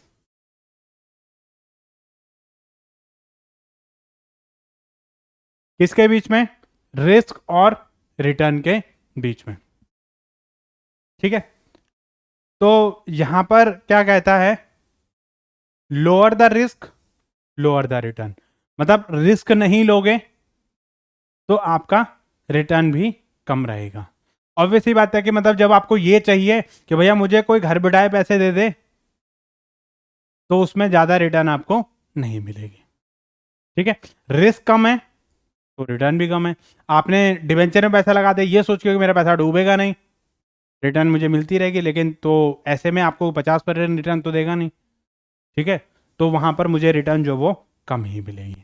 Lower the risk lower the return, higher the risk higher the return. ठीक है, तो ये चीज़ें मेरी इसमें आ जाती हैं। तो मुझे ये देखना पड़ेगा कि रिस्क मैं जितना लूँगा उतना ही मेरी जो रिटर्न है वो बढ़ेगी, और जितना मेरा रिस्क कम होगा उतना ही मेरी जो रिटर्न है वो कम होगी। क्योंकि इक्विटी शेयर होल्डर सबसे ज़्यादा रिस्क लेते हैं, इसलिए उनकी जो रिटर्न होती है वो भी सबसे ज़्यादा होती है। कोई सिक्योर्ड रिटर्न है, सिक्योर्ड लोन है आपका, तो उस पर भी रिटर्न आपकी कम रहेगी। कोई अनसिक्योर्ड है तो उस पर भी आपकी जो रिटर्न है वो उसके अकॉर्डिंगली ही रहेगी। जब आपको पता है कि भाई इतनी रिटर्न आपको मिलनी ही मिलनी है, तो वहां पे उसके हिसाब से हमारी जो रिटर्न है वो फ्लक्चुएट कर जाएंगी। ठीक है, तो यहां पर आपको ये ध्यान रखना है कि lower the risk lower the return, higher the risk higher the return, लेकिन up to a certain limit, क्योंकि उसके बाद जो ग्राफ है वो इस तरीके से आ जाता है, वो डाउन हो जाता है। एक लिमिट से ज्यादा अगर आप रिस्क लोगे तो आपकी जो रिटर्न है वो कम हो जाएगी। मतलब कितना रिस्क ले सकते हो आप, जितनी आपकी इनकम अलाउ कर रही है, अगर उससे ज्यादा किसी प्रोजेक्ट में पैसा ले लिया, मान लो मैंने रियल एस्टेट में पैसा फंसा दिया, मुझे पता है इसमें कोई ग्रोथ नहीं है, फिर भी मैंने पैसा फंसा दिया कि क्या पता हो जाए, लेकिन हुई नहीं। अब जिन लोगों से मैंने पैसा ले रखा था मैं उनको पैसा वापस नहीं दे पा रहा हूँ, तो जितना मुझे फायदा नहीं हुआ उससे कहीं ज्यादा मुझे नुकसान हो गया। तो वो जो नुकसान मुझे हुआ वो मुझे ज्यादा रिस्क लेने की वजह से हुआ। मैं जितना कैपेबल हूं, मैं जितनी चीजों को टॉलरेट कर सकता हूं उतना ही रिस्क मैं लूं, उससे ज्यादा अगर मैं रिस्क लूंगा तो बेकार हो जाएगा। अब वो कहावत सुनिए ना कि उतने ही पैर पसारो जितनी आपकी चादर है। अगर ज्यादा पैर पसारोगे तो या तो चादर छोटी हो जाएगी या आपके पैर बाहर निकल जाएंगे। तो उसके हिसाब से मुझे क्या करना पड़ेगा भाई, जितनी हमारी हैसियत है, जितना हम कैपेबल हैं, जितना हम रिस्क ले सकते हैं, हम उतना ही रिस्क लें। उससे ज्यादा अगर रिटर्न के ज्यादा चक्कर में पड़ेंगे तो ना तो हमें रिटर्न मिलेगी और हमारा जो रिस्क बढ़ेगा वो ब्याज में। ठीक है, तो यहां पर मुझे क्या करना पड़ेगा, एक बैलेंस मेंटेन करके चलना पड़ेगा कि भैया हम इतना ही रिस्क ले सकते हैं इतनी रिटर्न के लिए। मैं अपना भी बैकअप देखूंगा ना कि भाई मैं कितना रिस्क ले सकता हूं। जैसे मान लो फॉर एग्जांपल जियो ने मार्केट में क्या करा, एक ड्रास्टिक चेंज लेकर आई जियो। उसने क्या करा कि भाई 3 महीने पहले लोगों को फ्री दिया, 3 महीने से 6 महीने किया, 6 महीने से 9 महीने किया। तो उसमें क्या हुआ, इतना एक रिस्क था ना इनका कि अगर मान लो आगे इनका प्लान सक्सेसफुल नहीं हुआ तो, लेकिन उनको यह भी पता था कि लोगों को ऐसी आदत पड़ गई है कि लोग कहीं ना कहीं मतलब इसको जो वो करेंगे। ठीक है, लोग उसको यूज करेंगे। अगर जैसे मान लो स्टार्टिंग में इन्होंने 9 करोड़ यूजर बनाए, अगर इनके 1 करोड़ यूजर भी रह गए तब भी बहुत है, रेट्स भी बढ़ा दिए। स्टार्टिंग में तो भाई बहुत कम अपने इन्होंने नेग्लिजिबल के रखे। इन्होंने बोला 199 से आप मेंबरशिप प्लान कीजिए इसको, मतलब 199 का वन टाइम मेंबरशिप आपको लेनी पड़ेगी। उसके बाद मतलब आपका जो रेट है वो 300 समथिंग ऐसे रहेगा। वो दोबारा से रेट आपके बढ़ गए हैं, बट उतनी क्वांटिटी में नहीं बढ़े जितने भाई पहले एक टाइम पे हुआ करते थे, उतने आज भी नहीं है, लेकिन फिर भी काफ़ी चेंजेस आपको देखने को मिले। तो वो जो चेंजेस आपको देखने को मिले वो सारा आपका जो इसमें आ जाए कि कितना रिस्क लेने से हम कितना रिटर्न कर सकते हैं। अब मान लो मुझे पता भाई मेरे पास सफिशिएंट प्रॉफिट नहीं है, अगर ये मान लो मैंने सोच के चला कि भाई मुझे इस प्रोजेक्ट में 100 करोड़ रुपीस लगाने हैं, मेरे पास इतने ही हैं, इस प्रोजेक्ट में अभी मैंने लगा दिया, मान लो बाद में इस प्रोजेक्ट में पैसा चाहिए होगा तो मैं कहां से लेकर आऊंगा, तो मुझे वो भी देखना पड़ेगा। ठीक है, तो कुछ मैं अपना जो प्रोजेक्ट है उसको मैं इन चीज़ों के हिसाब से देखूंगा। ठीक है, ये चीज़ समझ में। रिस्क और रिटर्न एनालिसिस हमारा यहाँ पर काम आता है कि मैं किस प्रोजेक्ट में कितना रिस्क ले सकता हूँ ताकि मुझे मेरी जो रिस्क है वो मिनिमम हो सके और मेरा जो रिटर्न है वो मैक्सिमम हो सके। नेक्स्ट जो टॉपिक है हमारा that is your derivative market. ये भी बहुत इंपॉर्टेंट टॉपिक है, इसमें से आपको क्वेश्चन जो वो एग्जाम में मिलेगा ही मिलेगा। ठीक है, तो डेरिवेटिव मार्केट क्या होती है? डिराइव, हम मैथ्स में कुछ फॉर्मूले डिराइव करते थे ना कि इस बेसिक फॉर्मूले से हमने ये फॉर्मूला डिराइव किया है, इससे हमने ये चीज़ मतलब कैलकुलेट करी है, तो वहीं से ये जो हमारी जो मार्केट है वो डिराइव हुई है। ठीक है, तो आप डेरिवेटिव का मतलब समझिए पहले। डेरिवेटिव बेसिकली क्या होते हैं? एक ऐसा इंस्ट्रूमेंट होता है जिसकी वैल्यू हमारी अंडरलाइंग एसेट पे डिपेंड करती है। ठीक है, हमारी कोई चीज है, कोई एसेट है, उसका प्राइस बढ़ेगा तो बाकी की चीजें अपने आप ही बढ़ जाएंगी। जैसे मान लो गोल्ड है, जिनकी फ्लक्चुएशंस रहती हैं, जैसे गोल्ड है, सिल्वर है, करेंसी है, करेंसी के प्राइस हमारे अप डाउन होते रहते हैं, तो वो क्या है, वो करेंसी की वैल्यू पे डिपेंड करेंगे कि हमारा कितना एक्सचेंज आपको देना है। ठीक है, अब जैसे गोल्ड है, गोल्ड के प्राइस आपके मार्केट के हिसाब से डिपेंड करेंगे, क्योंकि मार्केट बढ़ेगी तो हमारे गोल्ड का प्राइस बढ़ेगा। हमारे पास जो एसेट पड़ी है उसकी वैल्यू घट रही है, बढ़ रही है, वो हमारा इसके ऊपर डिपेंड करेगा। मतलब मार्केट में क्या फ्लक्चुएशन हो रहा है उसके हिसाब से उसकी वैल्यू रहेगी। मान लो मैंने ये वॉच खरीदी, अब इस वॉच की वैल्यू मार्केट में अप हो रही है या डाउन हो रही है। अब मान लो मेरे पास कोई डायमंड का नेकलेस पड़ा है, अब डायमंड का रेट बढ़ेगा तो मेरा उसकी जो रेट है वो ऑटोमेटिकली बढ़ जाएगी। अब क्रूड ऑयल बढ़ेगा तो मेरे पास जो ऑयल पड़ा है उसका रेट अपने आप बढ़ जाएगा। ऑयल सस्ता हो जाएगा तो मेरे पास जो एसेट पड़ी है वो अपने आप सस्ती हो जाएगी। मेरे पास डॉलर पड़े हैं, मार्केट में डॉलर का रेट बढ़ गया तो मेरे पास जो करेंसी है उसकी वैल्यू बढ़ जाएगी। डॉलर का रेट डाउन हो गया तो उसकी वैल्यू मेरी क्या हो जाएगी? डाउन हो जाएगी। जिस जगह पर ये डेरिवेटिव्स को हम ट्रेड करते हैं, ये डेरिवेटिव्स बेसिकली क्या होते हैं? कुछ एग्रीमेंट्स होते हैं। ये एग्रीमेंट हम करते हैं अपनी इन सब चीज़ों से बचने के लिए। फ्यूचर में प्राइस क्या होगा, फ्यूचर में क्या होने वाला है, तो उन सब चीज़ों को हम देखते हुए क्या बोलते हैं? उसको हम डेरिवेटिव बोलते हैं। This is a very important topic, right? तो चलिए हम देखते हैं। इधर देखो, डेरिवेटिव्स क्या हैं? एक फाइनेंशियल कॉन्ट्रैक्ट होते हैं जो कि टू और मोर पार्टीज के बीच में साइन करे जाते हैं। किस चीज को लेके? आगे आने वाले टाइम्स को लेकर, फ्लक्चुएशंस को लेकर। आपको लगता है कि भाई ये चीज ऐसे होने वाली है या इस चीज का प्राइस ऐसे होने वाला है, तो आप अपने माइंड में कोई चीज लेकर चलते हो, तो वो क्या हो गए?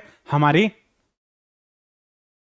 डेरिवेटिव आपके हो गए, मतलब एक एग्रीमेंट हो गए। मैंने आपसे एक एग्रीमेंट कर लिया, अब वो एग्रीमेंट की रेट क्या रहती है, प्राइस क्या रहता है, वो हमारा उस एसेट के ऊपर डिपेंड करेगा।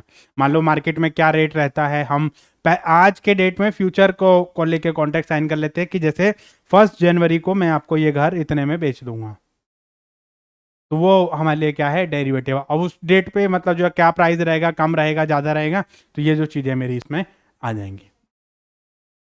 that derive their value from the underlying asset or group of the asset और बेंचमार्क। मतलब हमारे पास जो एसेट पड़ी है उसकी वैल्यू कम होती है, ज़्यादा होती है, उसके हिसाब से हम उसका प्राइस जो वो फिक्स करेंगे या उसके हिसाब से मेरा जो प्राइस है वो अप या डाउन होगा। तो जो अंडरलाइंग एसेट है उसकी वैल्यू घटेगी या बढ़ेगी, मार्केट में फ्लक्चुएशन आने की वजह से। मुझे पता है इसका प्राइस फिक्स है, तो उसमें मैं कोई कॉन्टैक्ट ही नहीं करूँगा, वो चाहे मैं आज बेचूँ चाहे मैं कल बेचूँ। लेकिन जब मुझे पता कि इसका प्राइस फ्लक्चुएट होने वाला है, ठीक है, तो वो मेरा क्या होगा, डेरिवेटिव आ जाएगा। Derivative can be trade on the exchange और ओवर द काउंटर। मतलब ये मतलब मैं आपसे मतलब जो है ओवर द काउंटर भी कर सकता हूँ और मैं एक्सचेंज रेट के थ्रू भी कर सकता हूँ। मतलब एक्सचेंज मतलब जो रेट होते हैं हमारे एक्सचेंज, जो हमारे स्टॉक एक्सचेंज होते हैं वहां पर जाके भी मैं उसको ट्रेड कर सकता हूँ, और 1 to 1 पार्टीज में भी ट्रेड कर सकता हूँ। Price of the derivative drive from the fluctuation और अंडरलाइंग एसेट। मतलब जो हमारा अंडरलाइंग एसेट में जो भी उसकी वैल्यूज में जो फ्लक्चुएशन होगा, हमारा प्राइस उसके हिसाब से घटेगा या बढ़ेगा, या मार्केट में जैसा उसका ट्रेंड रहेगा, जैसी उसकी डिमांड रहेगी, उसके हिसाब से मेरा कम ज़्यादा होता रहेगा। ठीक है, डेरिवेटिव बेसिकली क्या होते हैं, लिवरेज इंस्ट्रूमेंट होते हैं जो कि हमारे इंक्रीज करते हैं हमारे पोटेंशियल रिस्क को और रिवॉर्ड को। तो हमें ये देखना पड़ता है कि हमारा रिस्क कितना है, रिवॉर्ड कितना है, तो उसके हिसाब से मैं उनकी ट्रेडिंग करूंगा। अब मान लो मैंने आज की डेट में आपसे कोई कॉन्ट्रैक्ट साइन किया और मैंने बोला कि भाई इसकी वैल्यू, इस पेन की वैल्यू $50 है, ये पेन मैं आपको ट्रेड करूंगा $50 में।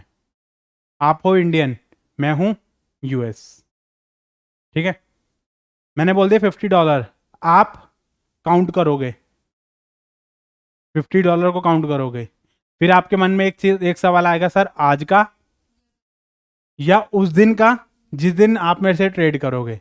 ऑब्वियस ही बात है, ये सवाल आपके मन में क्यों आया, तो भाई रेट आपके मन में बदलते रहते हैं, ठीक है, मतलब मार्केट में रेट बदलेगा। अब मान लो आज रेट है 50, उस दिन रेट हो गया 70, फिर आपको लगा अरे यार ये तो घाटे का सौदा हो गया हमारा, ये तो हमारा घाटे का सौदा हो गया। तो वही जो चीज है वो हमारी यहां पर, इसी चीज को मैं क्या बोलूंगा, डेरिवेटिव्स बोलूंगा। मेरा प्राइस बढ़ा तो उसके हिसाब से जो मेरी पेन की वैल्यू है वो कम या ज्यादा हो गई, ठीक है। तो ये जो चीज है मेरी इसमें आ जाती है कॉमन डेरिवेटिव। हम इसमें हमारे क्या क्या आते हैं, 4 तरीके की चीजें आएंगी, future, future contract, forward contract, option और स्वैप्स। ये 4 हमारे डेरिवेटिव्स होते हैं, जिसको मैं बताऊंगा कि क्या क्या चीजें होती हैं, ठीक है। तो 4 तरीके के हमारे डेरिवेटिव्स होते हैं, future contract, forward contract, option और स्वैप, ठीक है। तो डेरिवेटिव्स बेसिकली क्या होगा, डेरिवेटिव हमारी फाइनेंशियल सिक्योरिटी हो गई या फाइनेंशियल इंस्ट्रूमेंट हो गए जिनकी वैल्यू आपकी चेंज होती रहती है अंडरलाइंग एसेट के ऊपर, या जिनकी वैल्यू डिराइव करी जाती है हमारी अंडरलाइंग एसेट या ग्रुप ऑफ एसेट के फॉर्म में। इसमें हमारा स्टॉक है, वैल्यू चेंज होती रहती है, बॉन्ड है, वैल्यू चेंज होती रहती है, कमोडिटी है, वैल्यू चेंज होती रहती है, ठीक है।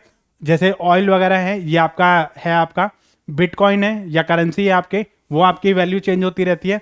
इंटरेस्ट रेट है, चेंज होता रहता है, आज कुछ और है, कल कुछ और रहेगा, फ्यूचर में कुछ और रहेगा, ठीक है। या हमारे मार्केट इंडाइसिस है, मार्केट में हमारा जो चेंजेस हैं वो हमारे आते रहते हैं। बॉन्ड्स में ये रहता है कि जैसे बॉन्ड की वैल्यू जो होती है वो फ्लक्चुएट करती हैं उस पर्टिकुलर डेट पे।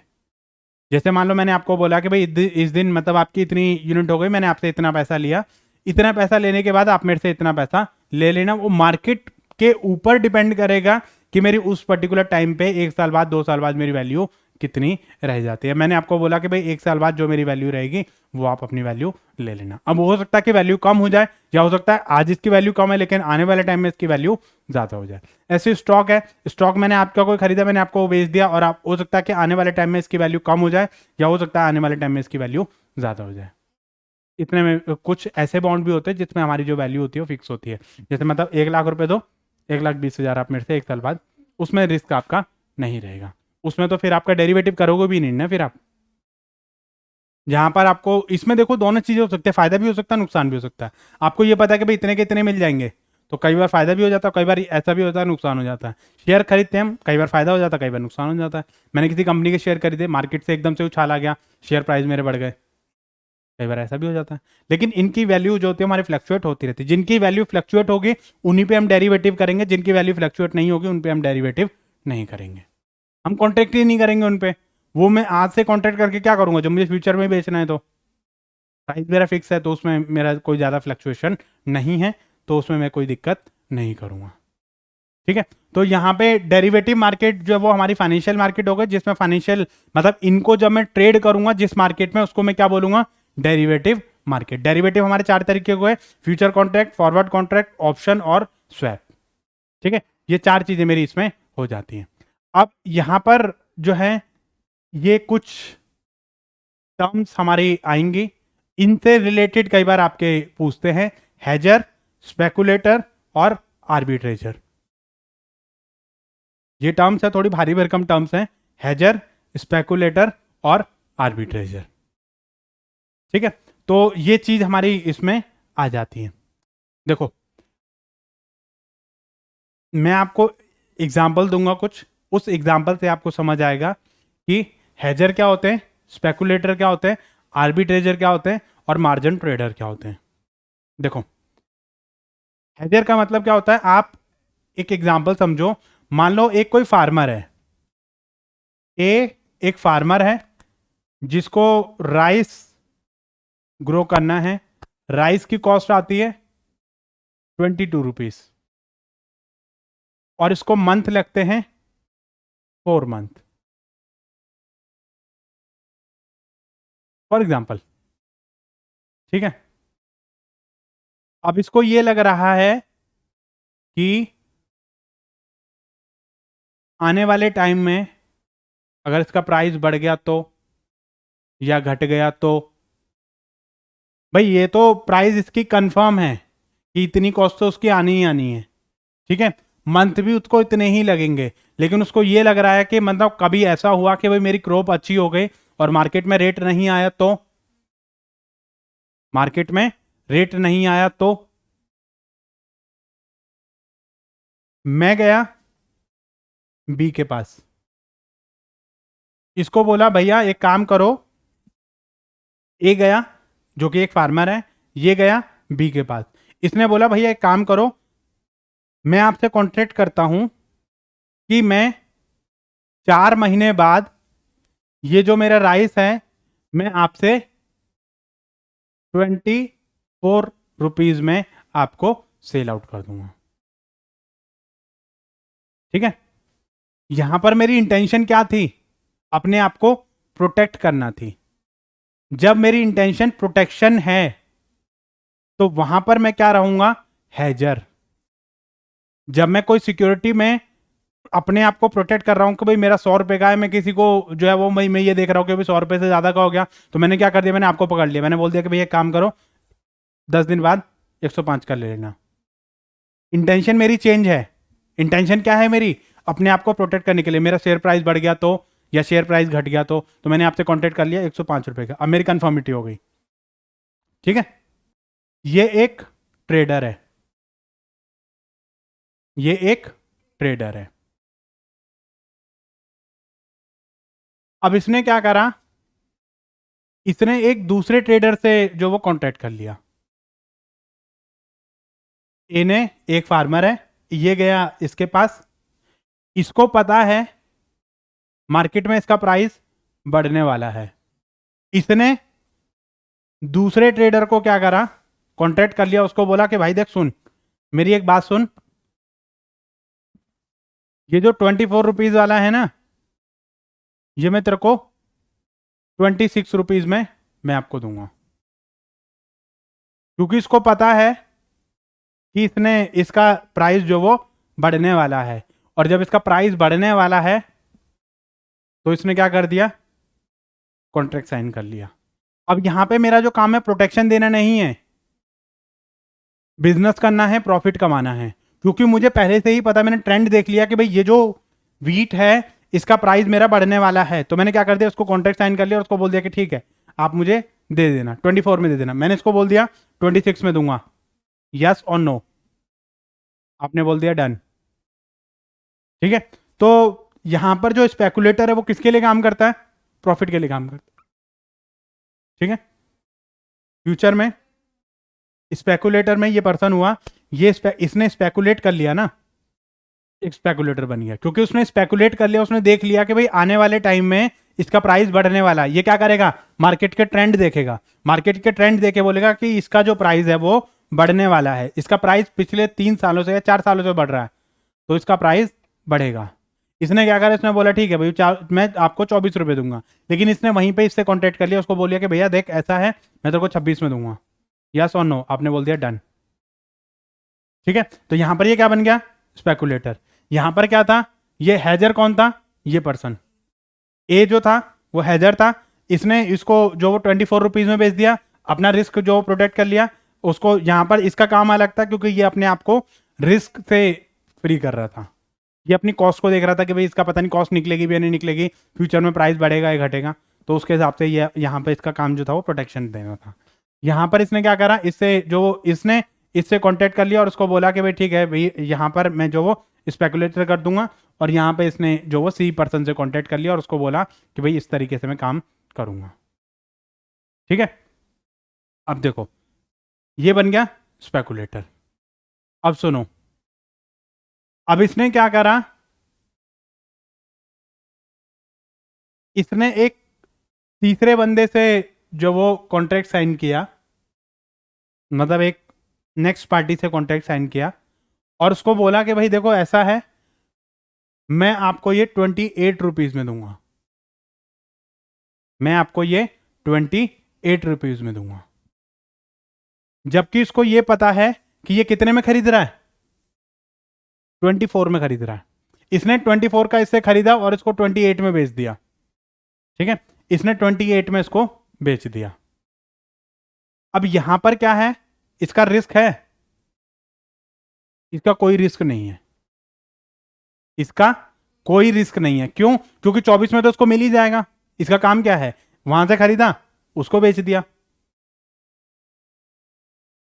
ठीक है, तो जब आप रिस्क फ्री जोन में आप काम कर रहे हो लेकिन फिर भी आप प्रॉफिट अर्न कर रहे हो, तो उसको मैं क्या बोलूंगा, आर्बिट्रेजर। आर्बिट्रेजर हमेशा रिस्क फ्री जोन में काम करता है, उसको फायदा रहेगा तो वो खरीदेगा, नहीं फायदा रहेगा नहीं खरीदेगा। सीओडी में फर्क क्या हुआ, सीओडी में फर्क था, सीओडी में ये फर्क था क्यों, इसमें यहां पर जो था इसने स्पेकुलेट किया था। जब आप रिस्क को साइड में रख रहे हो, आप स्पेकुलेशन के बेसिस पे आप बिजनेस कर रहे हो, आपने स्पेकुलेट कर लिया, इसमें दोनों चांसेस हैं आपके, प्रोबेबिलिटी दोनों चांसेस की है, बढ़ भी सकता है और घट भी सकता है। भैया आप रिस्क के साथ में काम कर रहे हो ना, यहां पे मार्केट ट्रेंड को फॉलो किया। अब जरूरी नहीं है कि मार्केट ट्रेंड आपका काम करेगा, अब हो सकता है कि पहले आपका बढ़ रहा था एकदम से ही डाउन हो गया, तो ये तो गया, स्पेकुलेशन इसकी आउट हो गई। लेकिन यहां पर क्या था, यहां पर इसने बोला कि मैं 24 में दूंगा, 24 में खरीदूंगा और 28 में बेच दूंगा, ये आपका प्योर बिजनेस है। यहां पर ये क्या है, आर्बिट्रेजर हो गए, इससे खरीदा उसको बेच दिया। तो ये जो हमारा काम था ये क्या क्या बन गया, ये पर्सन का आर्बिट्रेजर बन गया। ठीक है, अब एक आता हमारा प्रॉफिट मार्जिन। प्रॉफिट मार्जिन वाला पर्सन क्या होता है, वो ये कहता है कि भैया मुझे इतना प्रॉफिट मार्जिन दे दो, बस मेरा काम खत्म, 5%, 3%, 2% मुझे प्रॉफिट मार्जिन दे दो, प्रॉफिट मार्जिन मेरा मिलता रहे, बाकी मुझे दुनियादारी से कोई मतलब नहीं है। भाई मैं काम कर रहा हूँ, मेहनत कर रहा हूँ, तो मुझे प्रॉफिट मार्जिन मेरा निकलना चाहिए, वो प्रॉफिट मार्जिन मैं कहीं ना कहीं से निकाल लूंगा, मेरा प्रॉफिट मार्जिन मिलता रहे, बाकी मुझे कोई मतलब नहीं है कि भाई आप क्या कर रहे हो, कहाँ से क्या कर रहे हो, मुझे इससे कोई मतलब नहीं है। भाई मैं आपसे डील कर रहा हूँ तो मुझे अपने, मैं ये कह देता हूँ कि भैया देख ऐसा है, मुझे 2% दे दे, बाकी तू रख लियो। ठीक है, तो ये 4 पर्सन हो गए आपके, हैजर, स्पेकुलेटर, आर्बिट्रेजर और आपके प्रॉफिट मार्जिन। ठीक है, तो ये 4 अलग अलग पर्सन होते हैं जो अलग अलग तरीके, सबकी इंटेंशन अलग अलग है। कोई प्रोटेक्शन के लिए काम कर रहा है, कोई प्रोटेक्शन के लिए काम कर रहा है, कोई प्रॉफिट के लिए काम कर रहा है, कोई रिस्क को हटा के काम कर रहा है। ठीक है, तो ये जो चीजें हैं वो मेरी किस में आ जाएंगी, ये हमारे पार्टिसिपेंट हैं डेरिवेटिव मार्केट में। जब डेरिवेटिव मार्केट में आप जाते हो तो उसमें ये सारे पर्सन आपको जो वहां पर मिलेंगे। ठीक है, तो ये चीजें आपकी इसमें आ जाती हैं। ठीक है, अब हम बात करते हैं डेरिवेटिव कॉन्ट्रैक्ट्स की। तो वो जो 4 मैंने कॉन्ट्रैक्ट्स आपको बताए थे, क्या, ऑप्शन, स्वैप और फ्यूचर और फॉरवर्ड, ये 4 आपके जो चीजें हैं उसको आप थोड़ा सा ध्यान से समझना, एक स्टोरी के फॉर्म में आप उसको समझना। ठीक है, देखो ऑप्शन क्या होते हैं, ऑप्शन एक फाइनेंशियल इंस्ट्रूमेंट होते हैं जो कि आपको आगे ट्रेड करने, आपको एक ऑप्शन दे दिया जाएगा कि अगर आप इस पर्टिकुलर डेट से पहले, मान लो मैंने आपके साथ में कोई कॉन्ट्रैक्ट करा, आपको एक ऑप्शन दे दिया जाएगा, अगर इससे पहले अगर आपको कोई फायदा दिखता है तो आप उसको खरीद सकते हैं या उसको बेच सकते हैं। ये ऑप्शन है आपके पास, ऑब्लिगेशन नहीं है कि आपको बेचना ही बेचना है या आपको खरीदना ही खरीदना है। मान लो मैंने आपसे कोई कॉन्ट्रैक्ट किया, आपको ये लग रहा है कि भाई आज जो है वो सही डे है, इससे बेटर मुझे डील नहीं मिलेगी, उस मैच्योरिटी से पहले अगर आप ट्रेड करना चाहो तो आप खरीद सकते हो या उसको बेच सकते हो। तो ये आपको ऑप्शन दे दिया जाता है, ठीक है। वो जो ऑप्शन आपको मिलता है उसको हम बोलते हैं ऑप्शन ट्रेडिंग, ठीक है। तो उस पर्टिकुलर डेट तक अगर आपको लगता है कि भाई कहीं पर भी आपको कोई बेनिफिट मिल रहा है या इससे बेटर प्राइस आपको मिल रहा है तो वो आपको कर सकते हो। जैसे मान लो आपने मेरे साथ 150 में डील करी, आपको लग रहा है कि भाई कोई पर्सन आपका 175 में खरीदने के लिए रेडी है, तो मैं उस पर्सन से डील कर लूँगा। अगर ठीक है भाई नहीं डील होती है तो मेरे साथ तो डील आपकी है ही है। अगर मुझे ये लगता है कि भाई मैंने आपसे 170 में खरीदा है, 150 से मुझे उस पर्सन से मिल रहा है, तो मैं उस पर्सन से जो वो साइन कर लूँगा और आपका जो ये जो चीज़ें हैं वो आपको ख़त्म कर दूँगा। तो ये जो ऑप्शन आपको दिया जा रहा है उसको बोलते हैं मैं ऑप्शन ट्रेडिंग। मतलब बायर को राइट मिलता है, ठीक है, ये आपकी ऑब्लिगेशन नहीं होती है टू अंडरलाइन द बाय और सेल, अंडरलाइंग एसेट को बाय और सेल करने का ये राइट उसको मिल जाएगा कि वो बाय करना चाहता है या सेल करना चाहता है तो उसको वो सेल कर सकता है। मान लो मैंने कोई कॉन्ट्रैक्ट साइन करा, आप उसको आगे सेल करना चाहते हैं तो आप कर सकते हैं, या उसको आपको लगता है कि भाई this is the right time to decide, तो आप उससे पहले भी अपना डिसाइड कर सकते हैं, ठीक है। तो ये जो चीज़ें हैं वो आपकी इसमें आ जाती हैं, ठीक है। जैसे कॉल, इसमें दो तरीके के ऑप्शन रहते हैं, कॉल ऑप्शन और पुट ऑप्शन। कॉल में आपको बाय करने का राइट मिलेगा और पुट में आपको सेल करने का राइट मिलेगा। मान लो कोई एसेट है, मुझे ये स्कूटर सेल करना है या बाय करना है, तो आपको ऑप्शन मिल जाएगा कि आप इसको खरीदना चाहें या बेचना चाहें तो आप उसमें कर सकते हैं। या आपको ऑप्शन मिल जाएगा कि भाई जैसे कई बार कह देते हैं कि ठीक है मैडम आप मार्केट घूम लो, अगर आपको कहीं मिल जाए तो आप बढ़िया है, नहीं मिले तो आप हमारी डेज पे आ जाना।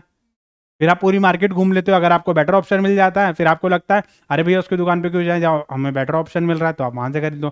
फिर आपको लगता है कि क्या नाम है इससे बेटर तो प्रीवियस वन था। कई बार हम कोई कपड़ा लेने जाते हैं तो हमें लगता है कि भाई इससे बेटर तो वो वाला था, फिर हम पूरी मार्केट में चक्कर काट के उसकी दुकान पे जाते हैं, लाओ भैया वही दे दो, ठीक है। तो हम कई बार कह देते हैं वो जो आपको एक ऑप्शन दिया था, ठीक है मैडम आप मार्केट घूम लो, जो आपको बेटर मिल जाए तो बढ़िया है, अगर नहीं मिले तो हम तो हैं ही हैं, ठीक है। तो वही चीज मतलब आपके इसमें आ जाती है कि अगर आपको सर्टेन डेट और प्रेस्क्राइब प्राइस पे हमारा कोई कॉन्ट्रैक्ट साइन हुआ है, अगर आपको लगता है कि भाई इससे बेटर डील आपको मिल रही है तो आप अपना वो कर लेना। आप कह दो कि ठीक है भैया इससे अगर आपको लगता है कि भाई इससे ज़्यादा प्राइस कोई पे कर देगा तो आप उसको बेच देना। मैं बोल दूंगा कि ठीक है भाई इससे सस्ता मिल जाए तो आप खरीद लेना, ठीक है। तो इसमें ये चीज मतलब आपकी आ जाती है। कॉल में आपको बाय करने का राइट मिलेगा और पुट में आपको सेल करने का राइट मिलेगा, ठीक है। तो ये चीज इसमें आ जाती है। नेक्स्ट आता है फ्यूचर कॉन्ट्रैक्ट।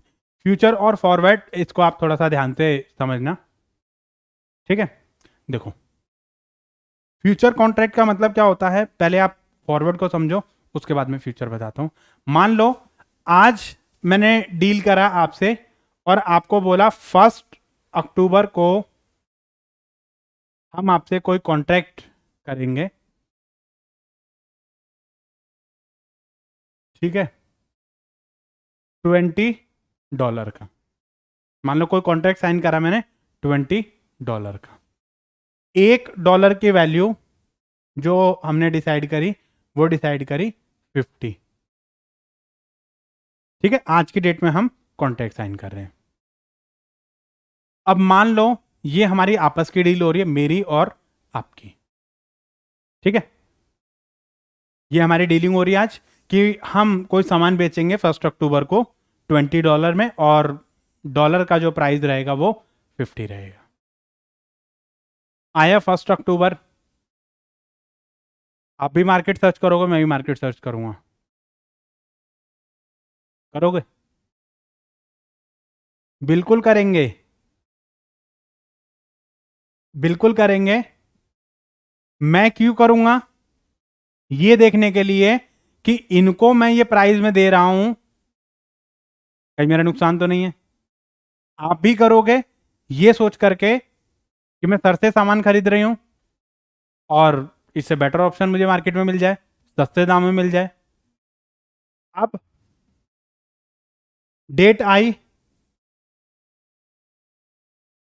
डॉलर हो गया 55 का, मैं खुश कि मुझे ज़्यादा मिलेंगे। लेकिन डील हमारी कितने में हुई है? 50 में। यहां पर मुझे नुकसान है। मार्केट में रेट चल रहा है 55, मैंने डील करी है 50। आप खुश, आप तुरंत ही फोन कर दोगे, सर मैं आ रही हूं अपनी डिलीवरी उठाने के लिए। ठीक है, आप लेके 50 रुपए के हिसाब से यहां पर आ गए। फिर आप मुझे ढूंढ रहे हो, आप मुझे ढूंढ रहे हो, मैं आपको नहीं मिलूंगा। क्यों नहीं मिलूंगा? कि वो सामान मैं किसको बेच दूंगा? 55 वाले में बेच दूंगा। ठीक है, अब इसका उल्टा हो जाए, डॉलर हो गया 45 का, डॉलर हो गया 45 का, मैंने डील करी है 50 की। अब मैं आपको फोन करूंगा, मैडम आप आ रहे हो ना डिलीवरी उठाने के लिए? क्यों? क्योंकि अगर आज मैं मार्केट में बेचूंगा तो वो बिकेगा 45 रुपए का, मैंने डील करी है 50 की। अब आप नहीं मिलोगे मुझे, क्योंकि आप 50 में मेरे से क्यों खरीदोगे जब आपको 45 रुपए में मार्केट से मिल जाएगा। सिनेरियो समझ आ गया आपको? अब ऐसे जो कॉन्ट्रैक्ट होते हैं इसको बोलता हूं मैं फॉरवर्ड कॉन्ट्रैक्ट। मैंने आपसे कोई कॉन्ट्रैक्ट साइन करा था, नॉर्मल डीलिंग हुई थी हमारी, आपने बोला ओके, मैंने बोल दिया ओके, ठीक है भाई, नॉर्मल आपकी ट्रेडिंग हुई थी। अब वो जो भागने वाला जो चक्कर था वो यहां पर आ गया, जिसको जहां फायदा दिखा वो निकल लिया। फिर मैं आपको कॉल कर रहा हूं, आपने नंबर ही स्विच ऑफ कर लिया। फिर आप कह रहे हो हाँ कौन, कौन नेहा? मैं किसी नेहा को नहीं जानती। फिर आप कह रहे हो हाँ कौन? मैं नहीं जानता किसी को। ठीक है, तो कई बार ऐसी चीजें हमारी इसमें आ जाती हैं। अब इन सब चीजों के लिए क्या करा कि मैंने बोला कि मैं क्या भैया एक काम करो, सुनो, कल को देखो हमें भी कोई दिक्कत ना हो और आपको भी कोई दिक्कत ना हो, इसके लिए हम क्या करते हैं, एक डीलिंग कर लेते हैं। क्या डीलिंग करेंगे? हम चलते हैं स्टॉक एक्सचेंज के पास, आप भी अपने आप को रजिस्टर्ड करवाओ, मैं भी अपने आप को रजिस्टर्ड करवाऊंगा, भागने का कोई चांसेस ना के बराबर रहेगा। क्योंकि स्टॉक एक्सचेंज चलते फिरते किसी को भी रजिस्टर्ड नहीं करवाता, वहां पे एक अकाउंट खुलेगा, लीगल फॉर्मेलिटीज होंगी। तो वहां पर ये वाला जो सिस्टम है, अपनी सिक्योरिटी के लिए, बेटर स्टैंडर्ड डीलिंग के लिए हम जो है वो क्या करते हैं, स्टॉक एक्सचेंज में अपने आप को रजिस्टर करवाते हैं। मैं भी रजिस्टर करवाता हूं, आप भी रजिस्टर करवाते हो। रजिस्टर करवाने के बाद जो भी हमारी फेयर डीलिंग रहेगी वो वहां पे रहेगी, चाहे मेरा नुकसान हो चाहे मेरा फायदा हो। जब हम स्टॉक एक्सचेंज के थ्रू कोई डीलिंग करते हैं तो उसको मैं बोलूंगा फ्यूचर कॉन्ट्रैक्ट। जब मैं नॉर्मल डीलिंग कर रहा हूं तो उसको मैं क्या बोलूंगा, फॉरवर्ड कॉन्ट्रैक्ट। जब मैंने बोला कि ठीक है भाई ये सामान खरीदना है, आपने बोल दिया ओके डन, वो सिर्फ हमारे आपसी समझौते के ऊपर चलती है। ठीक है, बाद में मैंने कर दिया, उसमें कई बार तिगड़मबाजी रहती है, उसको मैं क्या बोलूंगा, फॉरवर्ड कॉन्ट्रैक्ट। जब मैं स्टॉक एक्सचेंज के थ्रू जा रहा हूं, मैं कह रहा हूं कि भैया देखो ऐसा है, मेरे को आपके ऊपर कोई भरोसा नहीं है। आप ये कहते हो सर आप क्या कह रहे हो, आपको क्या भरोसा नहीं, मुझे भी आपके ऊपर कोई भरोसा नहीं है। एक काम करते हैं, अपनी बेटर सेफ्टी एंड सिक्योरिटी के लिए हम चलते हैं स्टॉक एक्सचेंज के पास, वहां से हम लोग डीलिंग करेंगे, वहां पे आपका भी अकाउंट खुलेगा, आपकी भी लीगल फॉर्मेलिटीज जाएंगे, मेरी भी लीगल फॉर्मेलिटीज जाएंगे, आप मुझे ढूंढ लेना, मैं आपको ढूंढ लूंगी। राइट, तो यहां पर भागने का कोई चांसेस नहीं रहेगा। स्टैंडर्ड डीलिंग रहेगी, स्टैंडर्ड जो टर्म्स एंड कंडीशन रहेंगी वो रहेंगी, और उसमें आपको लीगल चार्जेस वगैरह वो सब चीज़ें आपको पे करनी पड़ेंगी। वहां पर क्या होता है कि भाई हमने नॉर्मल फॉरवर्ड वाले में हमने नॉर्मल डीलिंग कर ली, अपने नॉर्मल तरीके से हम जो चीज़ें हैं वो कर रहे हैं। फ्यूचर कॉन्ट्रैक्ट जो वो स्टैंडर्डाइज कॉन्ट्रैक्ट होते हैं, that allow the holder of the contract to buy और सेल द, इसमें respective underlying asset, agreed price, specific date, सब चीज़ें हमारी स्टैंडर्ड हो जाती हैं, स्टैंप लग जाती है और सब चीज़ें आपकी फिक्स हो जाती हैं। इसमें कोई गुंजाइश वाली बात नहीं होती है। एक बार आपने डील साइन कर ली, अब जो हम सीधे I will see you in the court. ठीक है, तो यहां पर जो पार्टीज इन्वॉल्व होती हैं, यहां पर जो future contract are not only possess the right but the under the obligation carry out the contract as the agreed, the contract are standardise meaning and they are traded on the stock exchange. तो future वाले जो रहेंगे वो आपके stock exchange में traded करे जाएंगे। ठीक है, तो यहाँ पर ये जो है फॉरवर्ड कॉन्ट्रैक्ट क्या रहते हैं, वो रेगुलेटेड नहीं रहते हैं, इसमें आपका कोई ट्रेडिंग रूल नहीं रहता है, रेगुलेशन आपका नहीं रहेगा, इसको ओवर द काउंटर बोलते हैं। ओवर द काउंटर मतलब हम दोनों की आपस में बातचीत चलेगी, जो हमें सूटेबल रहेगा वो हम डन कर लेंगे। आपने बोला 45, मैंने बोला 50, हम दोनों ने डील करा 47। ठीक है, तो इस तरीके से हमारी जो डीलिंग है वो चलेगी। स्टैंडर्ड कुछ नहीं है। ठीक है भाई, अगर आपको ये लग रहा है कि मैंने आपको फोन करके बोल दिया कि ठीक है भाई भाई ऐसा है, देखो मैं नहीं खरीद पाऊंगा, मेरे पास पैसे नहीं है, आपने बोल दिया ठीक है कोई दिक्कत नहीं है। ठीक है, आपने ऑर्डर कैंसिल कर दिया, मैंने आपको सप्लाई नहीं करी थी, उससे पहले ही आपने ठीक है भाई ऑर्डर कैंसिल हो गया। तो इस तरीके से जो म्यूचुअल अंडरस्टैंडिंग पे बेसिस पे कोई सामान आपका ये चीज़ हो जाती है। ठीक है, ये आपको लग रहा है कि भाई आप किसी और को वो करना चाहते हो, तो इसमें ये जो चीज़ें हैं वो आपकी अपने हिसाब से हम लोग जो आपस में बैठ के टर्म्स एंड कंडीशन को चेंज कर लेंगे। लेकिन जो फ्यूचर वाली हैं उसमें आपके चेंज नहीं होंगे। जो चीज़ें एक बार आपके डिफाइन हो जाती हैं उसके हिसाब से आपको चीज़ें रहेंगी। ठीक है, ओके। तो फॉरवर्ड और फ्यूचर, इसको फॉरवर्ड वाले को हम ओवर द काउंटर बोलते हैं, मतलब हम दोनों आपस में बैठ के डिस्कशन कर रहे हैं। यहाँ पर ट्रेडेड और ऑर्गेनाइज स्टॉक एक्सचेंज, मतलब स्टॉक एक्सचेंज में ही ट्रेड होंगे ये आपके। ठीक है, लेस लिक्विड रहते हैं, बात पलटने के चांसेस ज्यादा रहेंगे इसमें। यहाँ पे मोर लिक्विड रहेगा, बात पलटने के चांसेस ना के बराबर रहते हैं, वन एंड ओनली वन। ठीक है, कस्टमाइज आइटम और इंडस्ट्री स्टैंडर्ड, इसमें हम अपनी ज़रूरत के हिसाब से क्या करते हैं, चेंज कर सकते हैं। यहाँ पर इंडस्ट्री स्टैंडर्ड होते हैं, जो आपकी लीगल फॉर्मेलिटीज होती है वो आपको भी फुलफिल करनी है, मुझे भी फुलफिल करनी है, उसमें आप चेंजेस नहीं कर सकते। जो स्टैंडर्ड चीज़ें रहेंगी वही रहेंगी। ठीक है, और एंड ऑफ द पीरियड में आपका सेटलमेंट रहेगा, इसमें आपकी डेली सेटलमेंट रहेगी। अगर आप सेटलमेंट जैसे मर्जी करना चाहो वैसा आप इसमें कर सकते हो, लेकिन आप ये ध्यान रखना ये ओवर द काउंटर होते हैं और ये आपके स्टॉक एक्सचेंज के थ्रू होते हैं। ठीक है, ओके। नेक्स्ट आते हैं स्वैप। स्वैप किस चीज का होता है, इंटरेस्ट रेट का। अब इसको आप ऐसे समझो, आपने कोई लोन लिया 1 लाख का, मैंने कोई लोन लिया 1 लाख का। अब हम ऐसे ही बात कर रहे थे बैठ के, मेरा जो इंटरेस्ट रेट है वो फिक्स है, 6% पर एनम या 7% पर एनम या 9% पर एनम। आपने बोला ठीक है बहुत बढ़िया, मतलब आपको पता है कि भाई आपका कितना अमाउंट जाना है। मैंने बोला भाई आपका, आपने बोला सर मेरा जो है वो फ्लोटिंग है। फ्लोटिंग मतलब फ्लक्चुएटिंग है, मतलब आपका मतलब जो रेट है वो मार्केट रेट के हिसाब से डिपेंड करेगा कि भाई मार्केट बढ़ रही है तो इंटरेस्ट रेट बढ़ेगा, मार्केट घट रही है तो इंटरेस्ट रेट बढ़ेगा। मैंने बोला आपका बढ़िया है भाई, हमारा तो घटेगा मार्केट तब भी उतना ही रहेगा, बढ़ेगा हमारा तब भी उतना ही रहेगा। आपको ये लग रहा है कि भाई सर का जो ऑप्शन है वो ज़्यादा बेटर है, मुझे ये लग रहा है कि भाई हमारा जो आपका ऑप्शन है वो ज़्यादा बेटर है। तो हम क्या करते हैं, एक काम करते हैं, स्वैप कर लेते हैं। स्वैप मतलब आप मेरा रेट ऑफ इंटरेस्ट पे करेंगे और मैं आपका रेट ऑफ इंटरेस्ट पे करूंगा। ठीक है, अब जैसे मान लो, इसको आप ऐसे समझो, मान लो मेरे पास कोई बुक थी किसी दूसरे राइटर की, आपके पास कोई बुक थी दूसरे राइटर की। आपको ये लग रहा है कि भाई सर की बुक ज्यादा अच्छी है, मुझे ये लग रहा है कि आपकी बुक ज्यादा अच्छी है, हम दोनों क्या कर लेते हैं, एक्सचेंज कर लेते हैं। आप मेरी बुक पढ़ लेना, मैं आपकी बुक पढ़ लूंगा और दोनों आके वापस कर देंगे एक दूसरे को, डीलिंग रहेगी। ठीक है, लेकिन लाइबिलिटी किस किस की रहेगी, जिसके नाम पे बुक रहेगी वो बुक उसी की रहेगी। हमने सिर्फ एक्सचेंज करी है पढ़ने के लिए, यहां पर भी हम इंटरेस्ट रेट अपने एक्सचेंज कर रहे हैं, इससे आपकी लाइबिलिटी खत्म नहीं हो जाती है। आपने मेरा लोन भरा, मैंने आपका लोन की पेमेंट करी, हमने क्या कर लिया, एक दूसरे को स्वैप कर लिया। आपको लगा कि भाई ये सिक्योरिटी ज्यादा बेटर है, मेरे पास कोई दूसरी कंपनी की सिक्योरिटी थी, आपके पास कोई दूसरी कंपनी की सिक्योरिटी थी, हमने क्या कर लिया, एक्सचेंज कर ली। तो वो जो हमने एक्सचेंज कर ली दैट इज कॉल्ड स्वैप्स। अब स्वैप में हो सकता है फायदा हो नुकसान हो, वो तो एंड के एंड में देखी जाएगी। ठीक है, तो ये चीज़ें हमारी इसमें आ जाती हैं। ठीक है, ऑप्शन समझ आया, ऑप्शन में आपको कॉल का और पुट का दोनों का ऑप्शन मिल जाएगा।